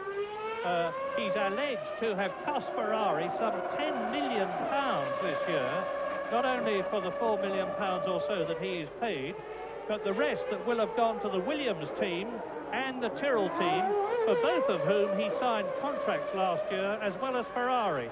Broad work contracts. It cost Ferrari a great deal of money to get him on their string. And of course he was second last year at Monaco, as he was at Phoenix. A brilliant street driver, we thought, but not so well here. He's only finished once this year, 6th at Brazil. Yes, and Mansell's charge towards Alain Prost in second place has produced a response from Prost finally, and he has upped his speed a little bit and is now holding Mansell, and in fact has finally gone 1 second closer to to Ayrton Senna, because he'd been monitoring his pace very much with Senna. They'd been keeping the gap very much at 44 seconds for quite some time. But finally, Prost, as I say, has responded. But 5 seconds isn't a lot to play with, and when Mansell gets on a charge, he can drive in a very inspired fashion. We're riding with Roberto Moreno in 5th position at the moment in the Benetton Ford.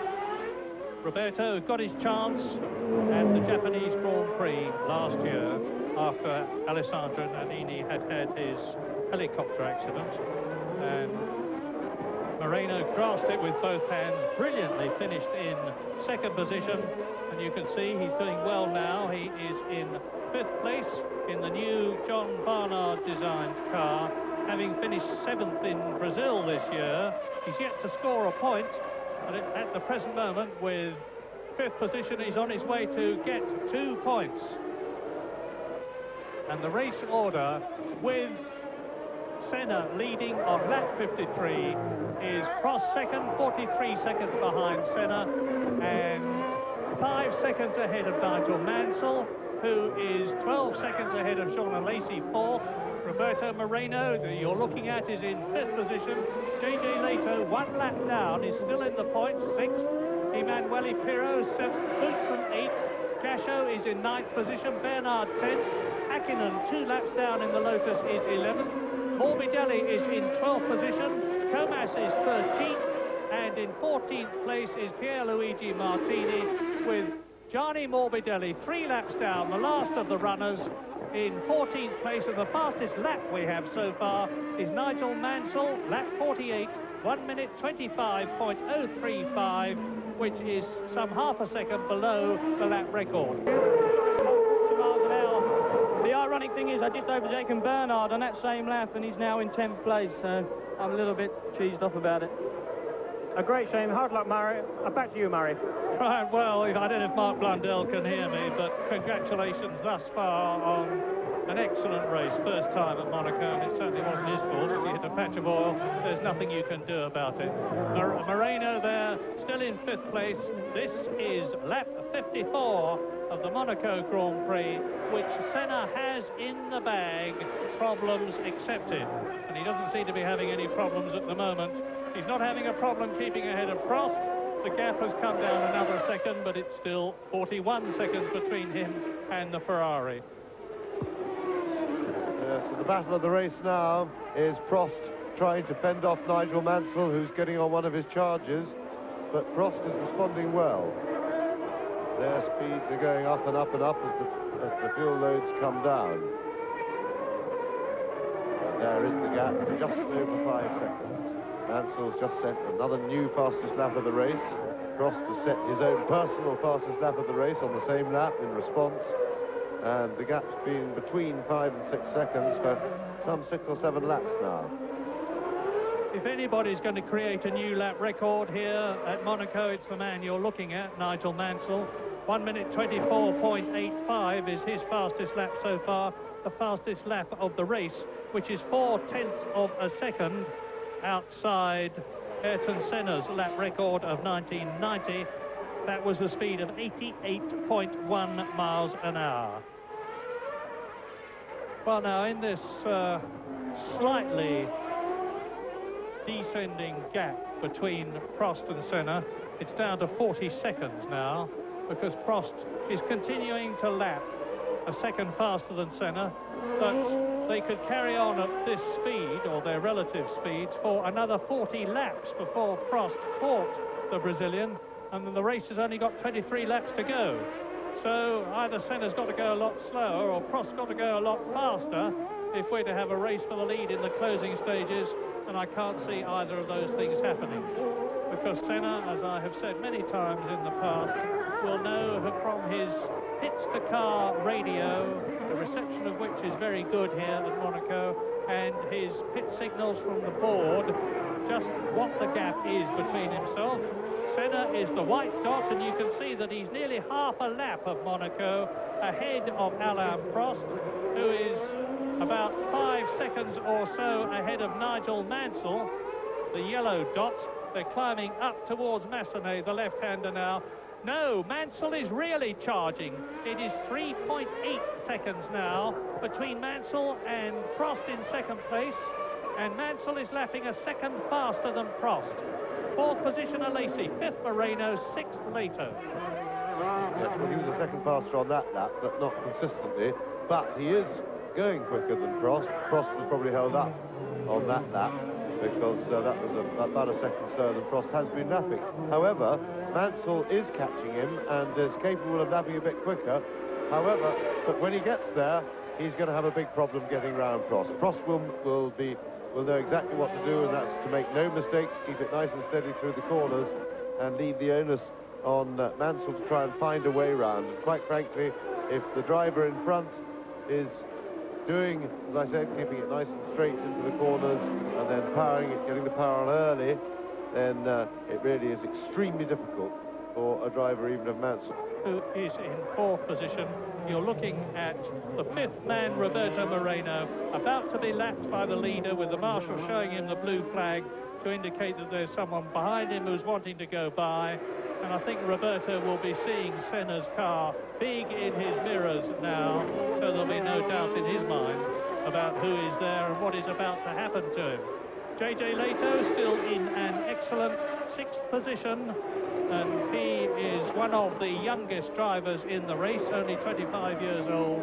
Seventh, and he's a lap down, and it's his teammate Emanuele Pirro as Senna goes through, so he's lapped everybody up to fourth place now. Pirro in seventh place. 2 laps down is Boutsen in the reliable but slow Ligier Lamborghini. He is in 8th place. 9th is Bertrand Gachot, still running in the Jordan Ford, unlike his teammate Andrea de Cesaris, who went out a long time ago. 10th is Eric Bernard, still running. Mika Hakkinen in the Lotus, 11th place. 12th is Eric Comas. And here are the retirements up to lap 58. Gerhard Berger out, Nelson Piquet out, Capelli, Tarquini, more later. And Mansell is now less than 2 seconds behind Prost, progressing towards Alain Prost.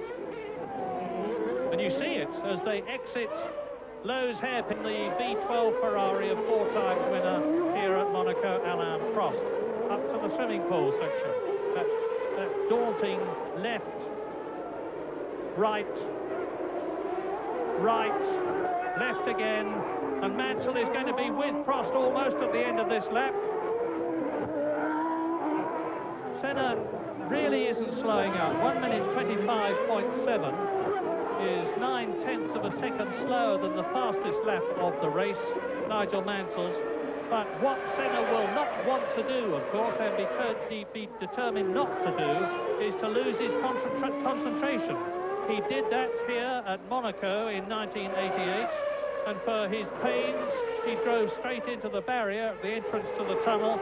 Otherwise, he would have been on target now for 5 wins in a row. And incidentally, people who think that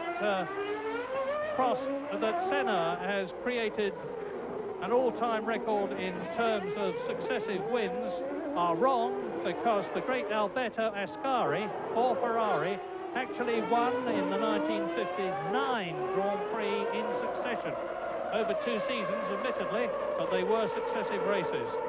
And Ascari, one of the great drivers, still stays a long way ahead of Senna in that sense. And Prost is not very much ahead of Nigel Mansell, who's getting closer and closer on this, the 59th lap, with Senna well away on his 60th lap. In 4th position, it's still Alesi in the Ferrari. Both the Ferraris in the top 4, so they may not be quick enough, but thus far they have at least been reliable, which is more than you can say for them in the earlier races this year. And behind Alesi, it's Moreno, a lap down in 5th position still. Leto still 6th. And now Mansell starts his challenge, continues his challenge rather, as he goes round Saint-Devote, climbs the hill to Massenet, with the statue to Monsieur Massenet overlooking it, round the Hotel de Paris, with the residents looking down, having the noise of their peaceful rooms very much disturbed by these racing engines, but hopefully enjoying it. into the Mirabeau, down to Lowe's head. To make him start watching his mirrors rather than where he's going and hope you can force him into an error. But Prost is probably the worst person in the business to choose to do that, because with all his experience, his unflappability, that is not going to be it. So, and I would think also that Nigel, if he's going to get past him without any help from Prost, i.e. by a mistake or a problem from his Ferrari, then Nigel would have to be brave to do that and take a risk. With the season he's had thus far, I think Nigel would be well happy to settle for third place rather than risk everything just to get one more place to come second. But that's easier said than done. When you're in the car, the excitement and everything, it's not quite so easy to be dispassionate about it, and Nigel is not a dispassionate person. So watch for some fireworks, because I'm quite sure he's not going to let this second place tantalize him for too long. He is bound to have a go for it. He's getting into position, he's close to Prost now, and this undoubtedly is the battle of the race. Prost has responded. He's going quicker than he had been earlier in the race. And I'm just watching Mansell's car to see if we can see any hint of engine problem in terms of where he suddenly loses a bit of ground visibly to Prost, but I would think that whatever bug was in his engine has now been removed from it. Goodness knows how, because for him to have performed like this for the last few laps, I would have said his engine was running properly. Still the fastest lap of the race, Nigel Mansell, lap 53, 1 minute 24.85. But what a problem he's got in front of him, because Alain Prost has finished in the top 5 of the World Championship every year since 1981. 5th in 81, 4th in 82, 2nd in 83, 1st in 85 and 86, 4th in 87, 2nd in 88, 1st in 89, 2nd last year, and he's going to go back to 2nd place in the World Championship this year to Ayrton Senna, if he finishes where he is now, because Prost currently has 9 points in the World Championship and would add 6 to make it 15. It would take him ahead of Gerhard Berger, who had 10 points when this race began, but of course is now out of it a long time ago. But Ayrton Senna would be 25. Tremendous manoeuvre by Mansell. That really does require a lot of guts and a lot of accuracy, and Mansell makes it into 2nd place. The road is very narrow here. We don't have a good angle to see it. Now his front wheel was locked, but he just managed to slow it down enough, and that was, as one would expect for that, a very, very marginal thing, but he made it, and tremendous stuff by Nigel Mansell. A truly great passing manoeuvre, because remember that there is oil in that area from Stefano Modina's broken Honda V10, which took Riccardo Patrese off, and that passing manoeuvre of Nigel Mansell's there was akin to the one in 1987 at Silverstone, when he took the winning place from Nelson Piquet, his then teammate, and went through to win the British Grand Prix. Well, Nigel Mansell, now let's have a look at lap times. Mansell is lapping slower than Senna, but you can see that now he's got past Alain Prost, he's pulling away. Well, Mansell's clearly the quickest man on the circuit, and certainly charging, and in fact, what interests me really more than Mansell's manoeuvre then was the fact that Prost made no attempt to defend 2nd place. He didn't try and, because if all he had to do was take the middle of the road then, and Mansell could not have done that. And that to me smacks of a man whose motivation is not what it was, and is not really there. And I think Prost has had a pretty depressing season so far, and that failure to defend 2nd place to me was the air of a man depressed. I suspect he's got a problem, because he's dropped so far back in this one lap, and he seemed to me to be going very much slower than he had on previous laps. But I believe that Alain Prost has got a problem. We'll soon know, because Alesi is closing up on him in 4th position. There is Prost in the background, and Mansell now is lapping 1.6 seconds, or was this last lap, faster than Senna, up to the inevitable Martini being lapped yet again. But Martini moves through. He's now 4 laps behind, and he has had, remember, a 10-second penalty. The first time in Grand Prix history that such a penalty has been imposed. And look how far Nigel Mansell has pulled away now from Alain Prost, and he's starting to close on Mika Häkkinen in the Lotus. Judd in 11th position, 2 laps down. But now let's make a note of this. Nigel Mansell on the 64th lap was 41 seconds behind this man, Ayrton Senna, who is climbing up towards the Hotel de Paris on his 66th lap in this 78-lap race. So he's still got a tremendous cushion, but how much of a cushion is it? I'll tell you in a moment when Nigel Mansell goes through to start his lap after Ayrton Senna, and he has still not done so. Now, where is Mansell? Mansell is going through now. And it's 39 seconds, 39.3, and he's lapped 1.7 seconds faster than Ayrton Senna. But let's not get too wildly excited about it, because even if Senna is caught at the rate that Mansell is catching him now, it would still take the Englishman, according to my mental arithmetic, something like 25 laps to catch him, and there are only 12 laps left in the race. But at the moment, you are watching race leader Ayrton Senna on his way to his 4th Monaco Grand Prix win in 5 years, and that would be his 4th win of 1991, firmly to rivet his hold at the moment on the World Championship of 1991, having won it in 1990. He's on lap 67. He's just gone round in 1 minute 27.3 seconds. And Nigel Mansell, if he's on target and maintaining his consistency, should have brought the lead down to about 38 seconds when he goes through. And the Brazilian flags are already appearing, furled admittedly, in the crowd, ready to wave them at Senna when, hopefully, from their point of view, he goes through, having won at Monaco. And in 3rd position, it's Prost, and he's now 6 seconds behind Mansell, and 16 seconds ahead of Alesi, that we're looking at now in 4th position. Moreno is a lap adrift in 5th place. 6th position is still Leto on the same lap as Roberto Moreno. 7th is Pirro, 8th is Boutsen, 9th is Gachot, 10th is Bernard, 11th is Häkkinen, 12th is Eric Comas, and the last runner in the race in 13th place is Pierluigi Martini, 3 laps behind Ayrton Senna, and the gap is down between Senna, the race leader, and Nigel Mansell in 2nd place to 38 seconds. And Mansell is continuing to lap well over a second faster than Senna. Alesi.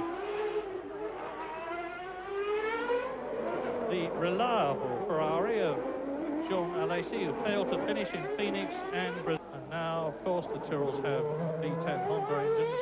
Both of them out of the race. Nakajima when he spun at the chicane, and Stefano Modena when his Honda engine let go in the biggest possible way to deposit the oil, which removed Riccardo Patrese from 3rd position.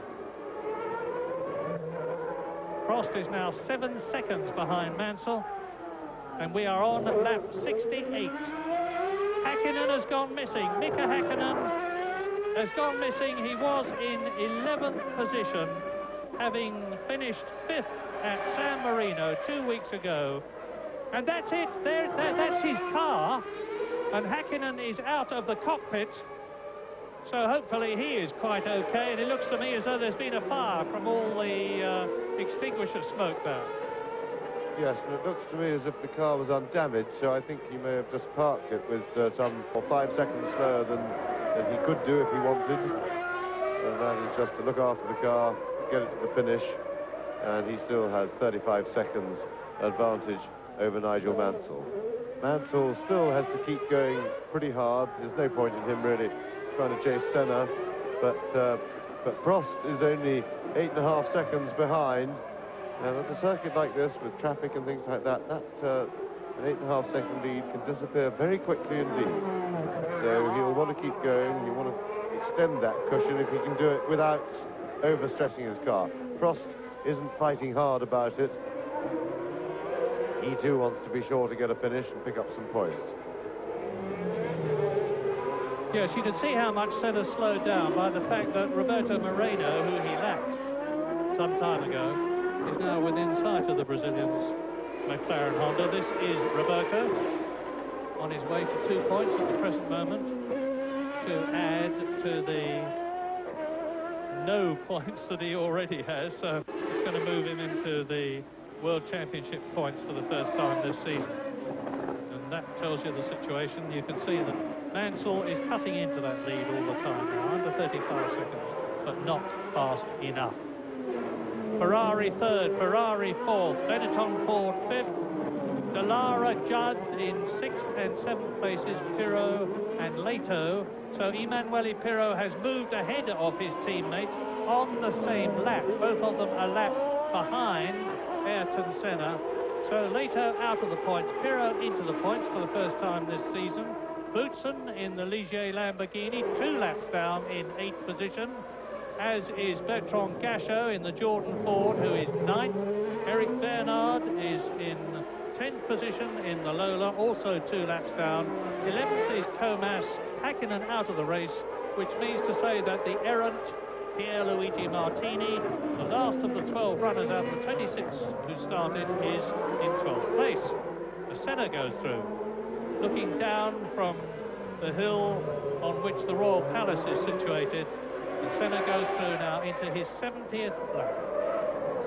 78 lap race, and that is a total of 161 miles or 260 kilometers if you would prefer it that way. And Senna's just got to keep going. There was recently a submission from all sorts of experts about who were the truly great racing drivers of all time. Some of them included Ayrton Senna, and some of them did not, but there is little doubt that those who did not had better revise their opinions now, because the Brazilian is utterly, actually waves the Brazilian through. And Senna lost no time at all. As James has said earlier on, Senna has got such psychological dominance over the rest of the entry, or certainly the midfield and tail runners, that when they see that red and white shape topped by the yellow blob that is Senna's helmet appearing in their mirrors, they move out of the way very smartly indeed, where they might not do so quickly for others. And Senna is 32 seconds ahead of Nigel Mansell now, who's continuing to lap 1 second a lap faster than the McLaren. But I continue to say that it is not enough. 32 seconds gap, 6 laps left to go, and 1 second a lap gain is not going to be enough. You remember that in Brazil, Ayrton Senna slowed right down, and in Imola he slowed right down. Had been showing for some 20 laps, but he got home. It's not enough to be good, you've got to be lucky. And Senna, Mansell 32 seconds behind, Prost third, 10 seconds behind Mansell now, and 15 seconds ahead of Alesi, who is fourth. Moreno is fifth, but has been lapped. Pirro is sixth, but has been lapped. Boutsen has now moved up to 7th place because, as James forecast, Leto has lost yet another place, and there's a stop Ferrari there, and it is that of Alain Prost. And that means to say that Alesi goes up into 3rd position. I can't see what the problem is, but the mechanics are looking underneath at the gearbox and jacking the car up. Well, Alain Prost is seeing a certain 4 points disappear out of the pit lane. I suspect there was something jammed under the car. They had to jack it up and then let it down again before Prost could get away.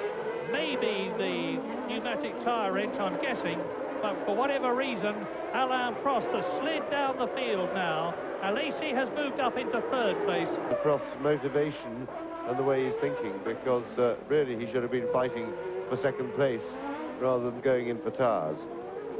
Now this is the only scrap on the race. It is in the race. It is between Bertrand Gachot in the green Jordan Ford and Eric Bernard in the Larousse Lola Ford. And Bernard had a struggle last year because he was fighting against Gregor Wojtek, and he took the points position from the Swiss driver Wojtek on the very last lap. He's not fighting for points at the moment because Gachot is in 8th position, but he is fighting. So Senna now 26.5 seconds ahead of Mansell. He's on his 75th lap. Alesi is 3rd. Down to 4th goes Prost. 5th is still Moreno. And 6th is still Emanuele Pirro, who's going to earn a point, but there will be people who say that he doesn't deserve to have earned a point from the way he was driving earlier on in the race. Senna, now you see, Moreno is right up with Ayrton Senna. No, so I'm pretty sure, I really am guessing, but I'm pretty sure that Senna has decided to dawdle home for some reason. Mansell's got too much to do to catch him now. So Senna's just pacing himself in to the flag. He doesn't want to take any risks with traffic. He doesn't want to take any risks mechanically for the car. No reason to do that. He's done his work. There you are, nearly 17 seconds still. 76th lap and start his penultimate lap, closing again. So Senna into the chicane for the last time but one. We're riding with Roberto Moreno out of the chicane down to the tap. Slowed down to let Moreno pass, then speeded up himself and wanted to get back past.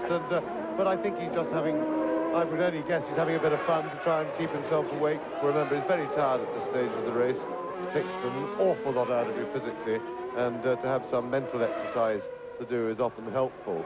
But Senna now on his last lap proved himself the absolute master of Monte Carlo street circuits. He was masterful as usual in qualifying. His brilliance in traffic then came into play, and that put a very... About to be changed, and has been changed, as Ayrton Senna adds victory in the 1991 Monaco Grand Prix to those of 1987, 89 and 90, and the first 3 races of this year. Nigel Mansell scoring points for the first time this year by finishing in 2nd place, 18 points. As last year, only the first 3 drivers have gone the full 78-lap race distance. Roberto Moreno finishes 4th in the Benetton Ford, a lap behind. Alain Prost finishes 5th. Emanuele Pirro takes his first point of the year and his first point for Dallara, who thus scored points 2 races in succession by finishing in 6th place. Thierry Boutsen 7th, 2 laps down. Bertrand Gachot 8th, 2 laps down. Bernard 9th, 2 laps down. Eric Comas similarly 2 laps down in 10th position. 11th is JJ Leto, 3 laps down, so both the Dallaras did eventually finish officially. And Pierluigi Martini, I think, will be classified 12th, albeit 7 laps behind. Prost, the fastest lap of the race, 1 minute 24.3, and that is a new lap record. Yes, and that was done on the fresh tyres after he stopped, and I find that happily the worst fears about Prost's pit stop were not founded. He did have a problem with one of the wheel rims, and it was leaking, so effectively he had a flat tyre, so he did have to go into the pits. And then there was a problem also with the Ferrari organisation in there, because as we saw, he didn't get out of the pits very cleanly. But of course, on fresh rubber with a light fuel load, it's not surprising that he got consolation, the fastest lap and a new lap record. But to a man of his accomplishments, that is very thin consolation compared with losing 2nd place, because that would at least have kept him vaguely alive in the chase in the championship for Senna. Senna really with a huge lead now, but believe me, it is not over yet. We're only 4 races into a 16-race championship. Senna has been dominant, he's driven brilliantly, but he has also had luck on his side. As Murray pointed out earlier, his gearbox, he was stuck in only 1 gear in Brazil. He had fuel pump hanging off in Phoenix, so both races you could have said he was lucky to have finished them at all. And his luck can turn, and other people's luck can turn the other way.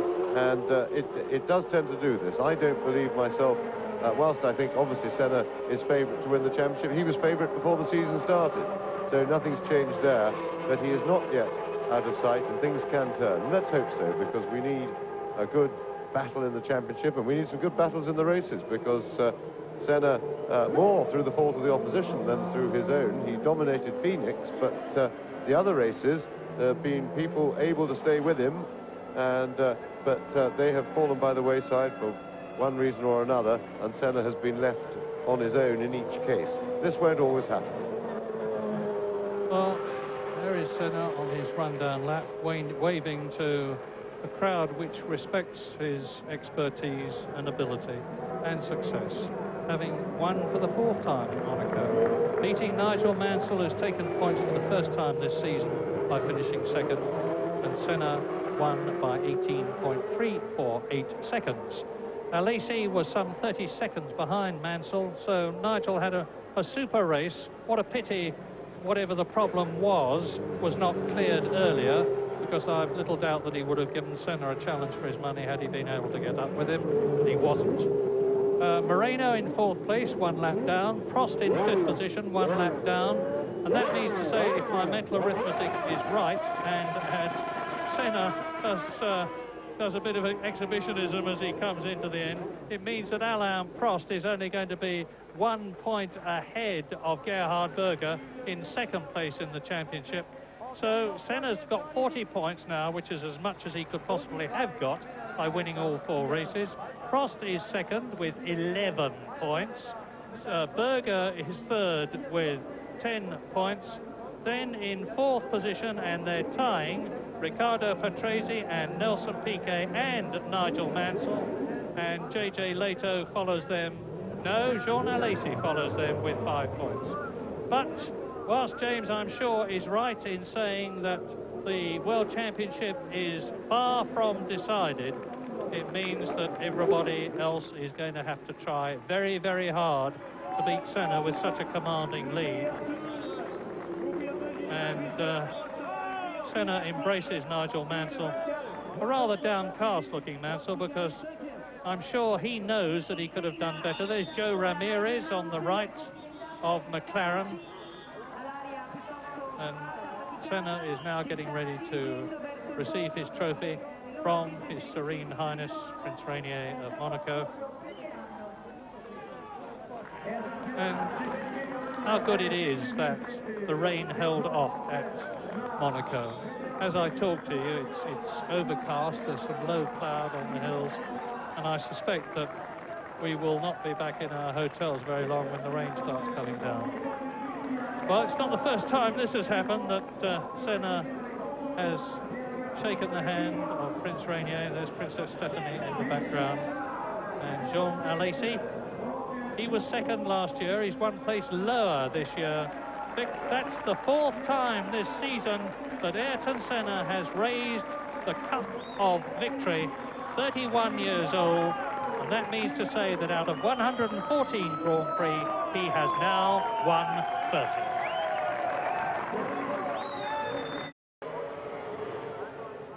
I'm very satisfied with the result, of course. It's a great victory. And I will say nothing. I had some problems, but I will say nothing, because what it matters is what we achieve in the end. Is the result, and is the victory that counts. Another 10 points for the championship.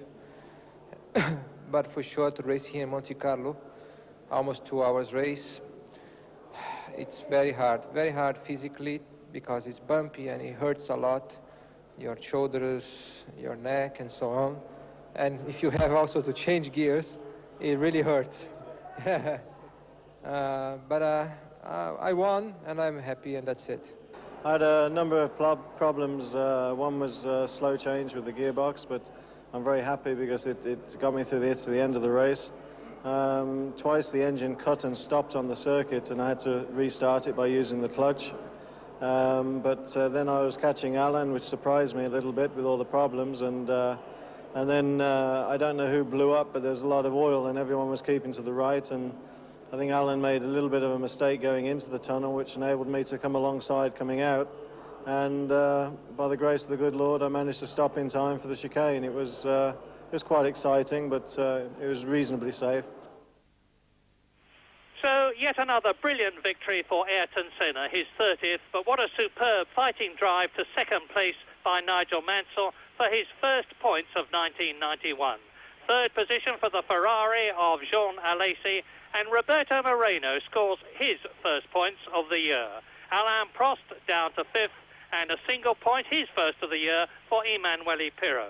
Now, Ayrton Senna is 29 points ahead of Prost in the Drivers' Championship, and Prost leads Berger by just 1 point. A tie for 4th position between the two Williams drivers, Patrese and Mansell, and the Benetton Ford of Nelson Piquet. And just as Senna dominates the Drivers' Championship, so his team McLaren dominates the Constructors' Championship, 34 points ahead of Ferrari, who lead Williams by 4 points. Benetton in 4th place and a tie for 5th between Tyrrell.